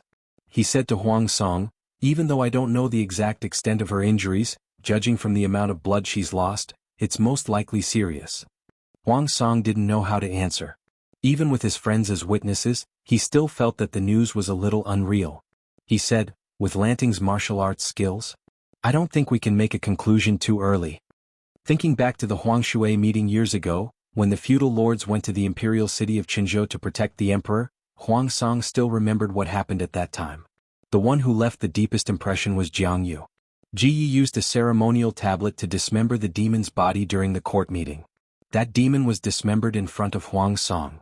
How could a killer who could use a ceremonial tablet as a murder weapon be seriously injured by a student who hadn't even passed the graduation exam? Ridiculous. Based on my understanding of Lanting, who knows what evil tricks she's up to this time? Huang Song shook his head and said, "She hasn't led troops to fight many battles in recent years, but she used to be a fierce general who galloped on the battlefield and came in and out of tens of thousands of troops at will. She was a ruthless person who could kill several enemy generals in a row. Even if she's cultivated her character these years, the vigilance in her bones hasn't disappeared. No matter how powerful the assassin is, he can't take her life, right? He gambled all his wealth on Jiang Yu. Ji was definitely up to something. The outside world is abuzz. One moment, it said that the Duke of Lanting was assassinated. The next moment, it said that she was seriously injured and died of illness. Some people are suspicious, but some people believe it. Huang Song sneered, "This is Lu Shi's usual trick. Whoever believes it is unlucky. Didn't she use this trick to get rid of a few stubborn aristocratic families in Nanxing not long ago? For example, the unlucky Nan family of Fenzhou. Not only did they fail in the assassination, but they were also killed. She even baited them, causing their entire family to die with them." Feng Ju laughed. "Using the same trick again?" Huang Song said, "It doesn't matter if the method is old as long as it works. Look at what she's doing. There are still stupid fish that can't wait to take the bait." Feng Ju and Huang Song's deduction was based on Jiang Yu's strength. However, others didn't think so. They only heard that Jiang Yu was good at fighting. However, they had no idea how good Ji was. Jiang Yu? Ji was assassinated in public. The bleeding was not fake and the location of the wound could not be faked. The arrowhead even had a special barb in the military. The news of her dying of illness was fake, but it was true that she was seriously injured by the assassination. It was also true that she had no children. No matter how powerful she was, could she turn the tables? The Lu family was in chaos. Lu Heng was extremely disappointed in the room full of elders and famous seniors. Lu Heng knew that the Lu family was trying to rope in the students of the Golden Scale Academy, but he didn't know that these old fellows would be so daring. "At the beginning, we agreed to rope in that group of commoner students for the sake of the family's future. Didn't our words sound so good?" Lu Heng was almost going mad with anger. This news even reached the ears of his recuperating father. Egg punishment? Yao Yu? Salty? Face wash? Play? Arrogance? Instant brilliance trick? Jia Xian? Xiong to soil? Dazzling mu yi mei qing yen jing wei xia emu emu emu emu emu emu screen? Dan Jun. These elders had extremely high prestige in the clan. When had they ever been scolded by a junior like this? Bayan Lu? Harass Geizi? Sick? Pay a visit? Knock on the stool and endure the fading of the apron. What's more, the assassination was not done by us. Someone must have framed us. Lu Heng laughed in anger. Framing him? Without evidence, how can you make people believe that you didn't do it? Lu Heng said. Lu Shi's side, however, has evidence to prove that this matter has something to do with the Lu family and you. Pray to the gods and Buddha that Lu Shi is safe and sound. He will forgive you on account of his uncle. If anything happens to her, the entire Lu family will be buried with her, including all of you. Lu Heng's words were too impolite. The elders could not keep their faces. What? Qiao Xian family? Tu Tue? Ji Zhao's mother? School. One of them said, "Isn't it good if something really happens to Lu Shi? At least Lu Shi isn't as fickle as this girl." Lu Shi still cared about the family, but Lu Shi didn't care about the family. From Jiang? After Ji split the sect, the more the elders thought about it, the more uncomfortable they felt. Jiang? It was fine that Ji didn't take care of the family, but she suppressed them both openly and secretly. Gu Zhen was her legal mother in name, but she was also restrained. How could there be such an unfilial descendant in the world? Another person said, "If Lu Shi takes over, he will only be left with a lowly status and bloodline bastard, Lu Zhao." Lu Shi has deep feelings for Gu Min and hates Lu Zhao, a bastard. He also made it clear that he wouldn't let Lu Zhao inherit the family business. When the time comes, us old fellows will choose an outstanding legal son from the family to pass on to him. The Lu family's direct descendants are much better than Lu Zhao's. Most importantly, Gu Zhen supported this plan. With the tacit understanding between Gu Zhen and them, they chose a few outstanding and talented direct descendants of the Lu family and sent them to Gu Zhen. On the surface, it was said that Gu Zhen felt lonely and that it would be more lively with the children, but in reality, it was to be friendly to the future crown prince. Since Jiang? Ji was stingy and refused to give Gu Zhen real power and honor, she used her own schemes to get it. The children were young and easy to control. Compared to Jiang, Ji was much better. At the same time, it gave Gu Zhen a greater sense of security. Lu Heng sneered. These old fellows were really old. Otherwise, how could they be so naive and ridiculous? No matter how much Lu Shi hated the bastard, he was still his biological son. If he really had the family business, Why would he pass it on to someone else's child? Moreover, Jiang Ji was not dead yet. Lu Heng knew very well that once these old fellows were exposed, they would definitely not be a match for his cousin, Lu Shi. You can continue to daydream. Don't drag your family to death with you, the elder said. The elder said, whether you believe it or not, the assassination was not ordered by us. They had plots and calculations, but they would also wait for the right time. How could they do it without thinking? Lu Heng saw that their reactions did not seem to be fake. His heart gradually sank. If it was not these old fellows who ordered the Lu family to arrange the pawns, then who could it be?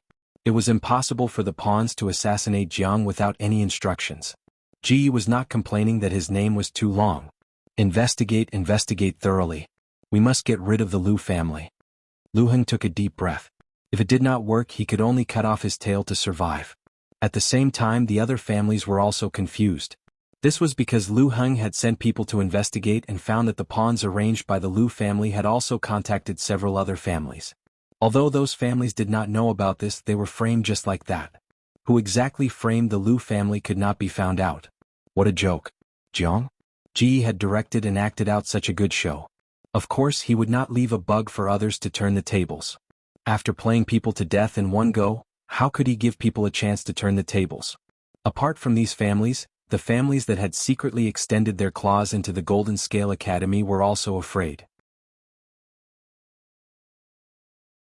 Some people were terrified as soon as they heard the news, but there were also people who held the idea of taking a gamble and turning a bicycle into a motorcycle. What if Jiang Ji didn't find out about them? They had spent a lot of energy and money to buy and nurture the hidden pawns. It would be a pity to give up just like that. Because of this little bit of thinking, they brought a fatal disaster upon themselves. After a few more days, the graduation exams for the students of the Golden Scale Academy were all over. Because of Jiang Ji's assassination had caused too much of a ruckus. No one dared to cause trouble for the rest of the exams, and this year's graduation exams were successfully completed. The final results would only be out in a few days, followed by the graduation ceremony. Do you think the Lanting Guild won't appear on that day? The students discussed in private. They hoped that Jiang Yi would appear.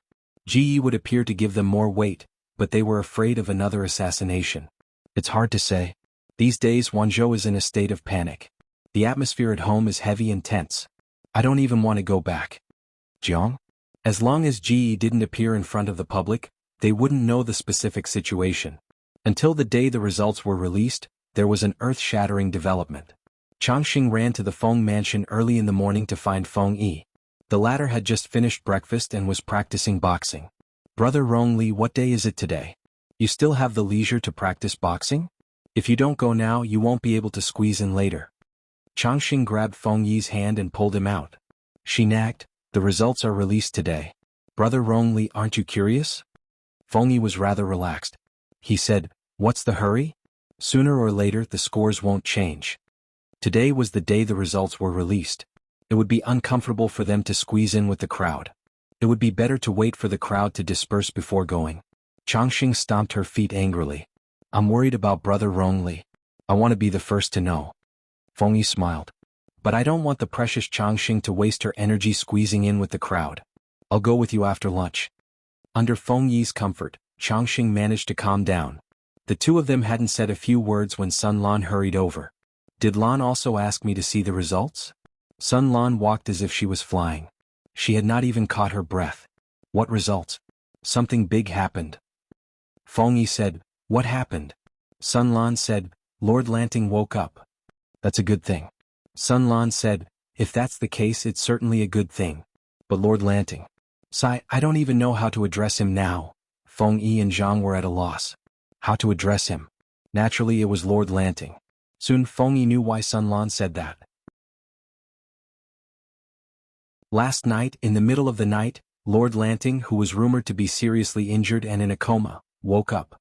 As a woman with a mythical aura, Jiang Yi was able to turn misfortune into fortune. This was also the reason why Jiang Yi could turn misfortune into fortune this time. During the days she was in a coma, Jiang Yi met her teacher in her dream. In her dream, Ji Yunshu met her teacher, the legendary immortal who had given her the divine book. The old immortal told her who had sent the assassins to kill her at the drill ground. The two of them talked for a few days, but they still wanted more. Finally, the old immortal said to her with pity, "If you don't wake up now, I'm afraid you won't wake up." "Master, what do you mean?" Just as Lord Lanting finished speaking, the old immortal swept her away with a gust of wind. After a while she woke up. When she woke up, she found arsenic in the ointment brought by the maid. If the old immortal had not woken her up, she would not have woken up again. He captured the maid and interrogated her. After following the clues, he found out that the maid was arranged by Guzhin's mistress. Naturally, Lord Lanting did not believe it. He sent people to investigate his mistress and found out that she was indeed disloyal. Since then, Lord Lanting was dubious about the contents of the dream. He sent people to follow the clues and found out that the content was exactly the same as what the old immortal said. According to the information, the Liu family and Guzhin's mistress were not the only ones involved. There were also a few other families. All of them had concrete proof. Forget about the others, his own family was also plotting against her. His mistress also wanted her dead. Lord Lanting was disheartened and lamented that there was no place in this vast world that could accommodate her. The old immortal appeared in his dream again and said that she was a child bestowed by heaven. He gave her the surname Jiang, and the name ? What? Hearing this news, the three Feng brothers looked at each other. Jiang? Gee. You're tuning in to the Han Li's Wuxia Chronicles YouTube channel. We're so grateful for your support, and don't forget to subscribe to join us on this incredible journey through captivating stories. Your generosity through donations truly makes a world of difference, as it's the primary source of revenue that allows me to expand and enhance this channel for you. Thank you from the bottom of my heart for being a part of this adventure.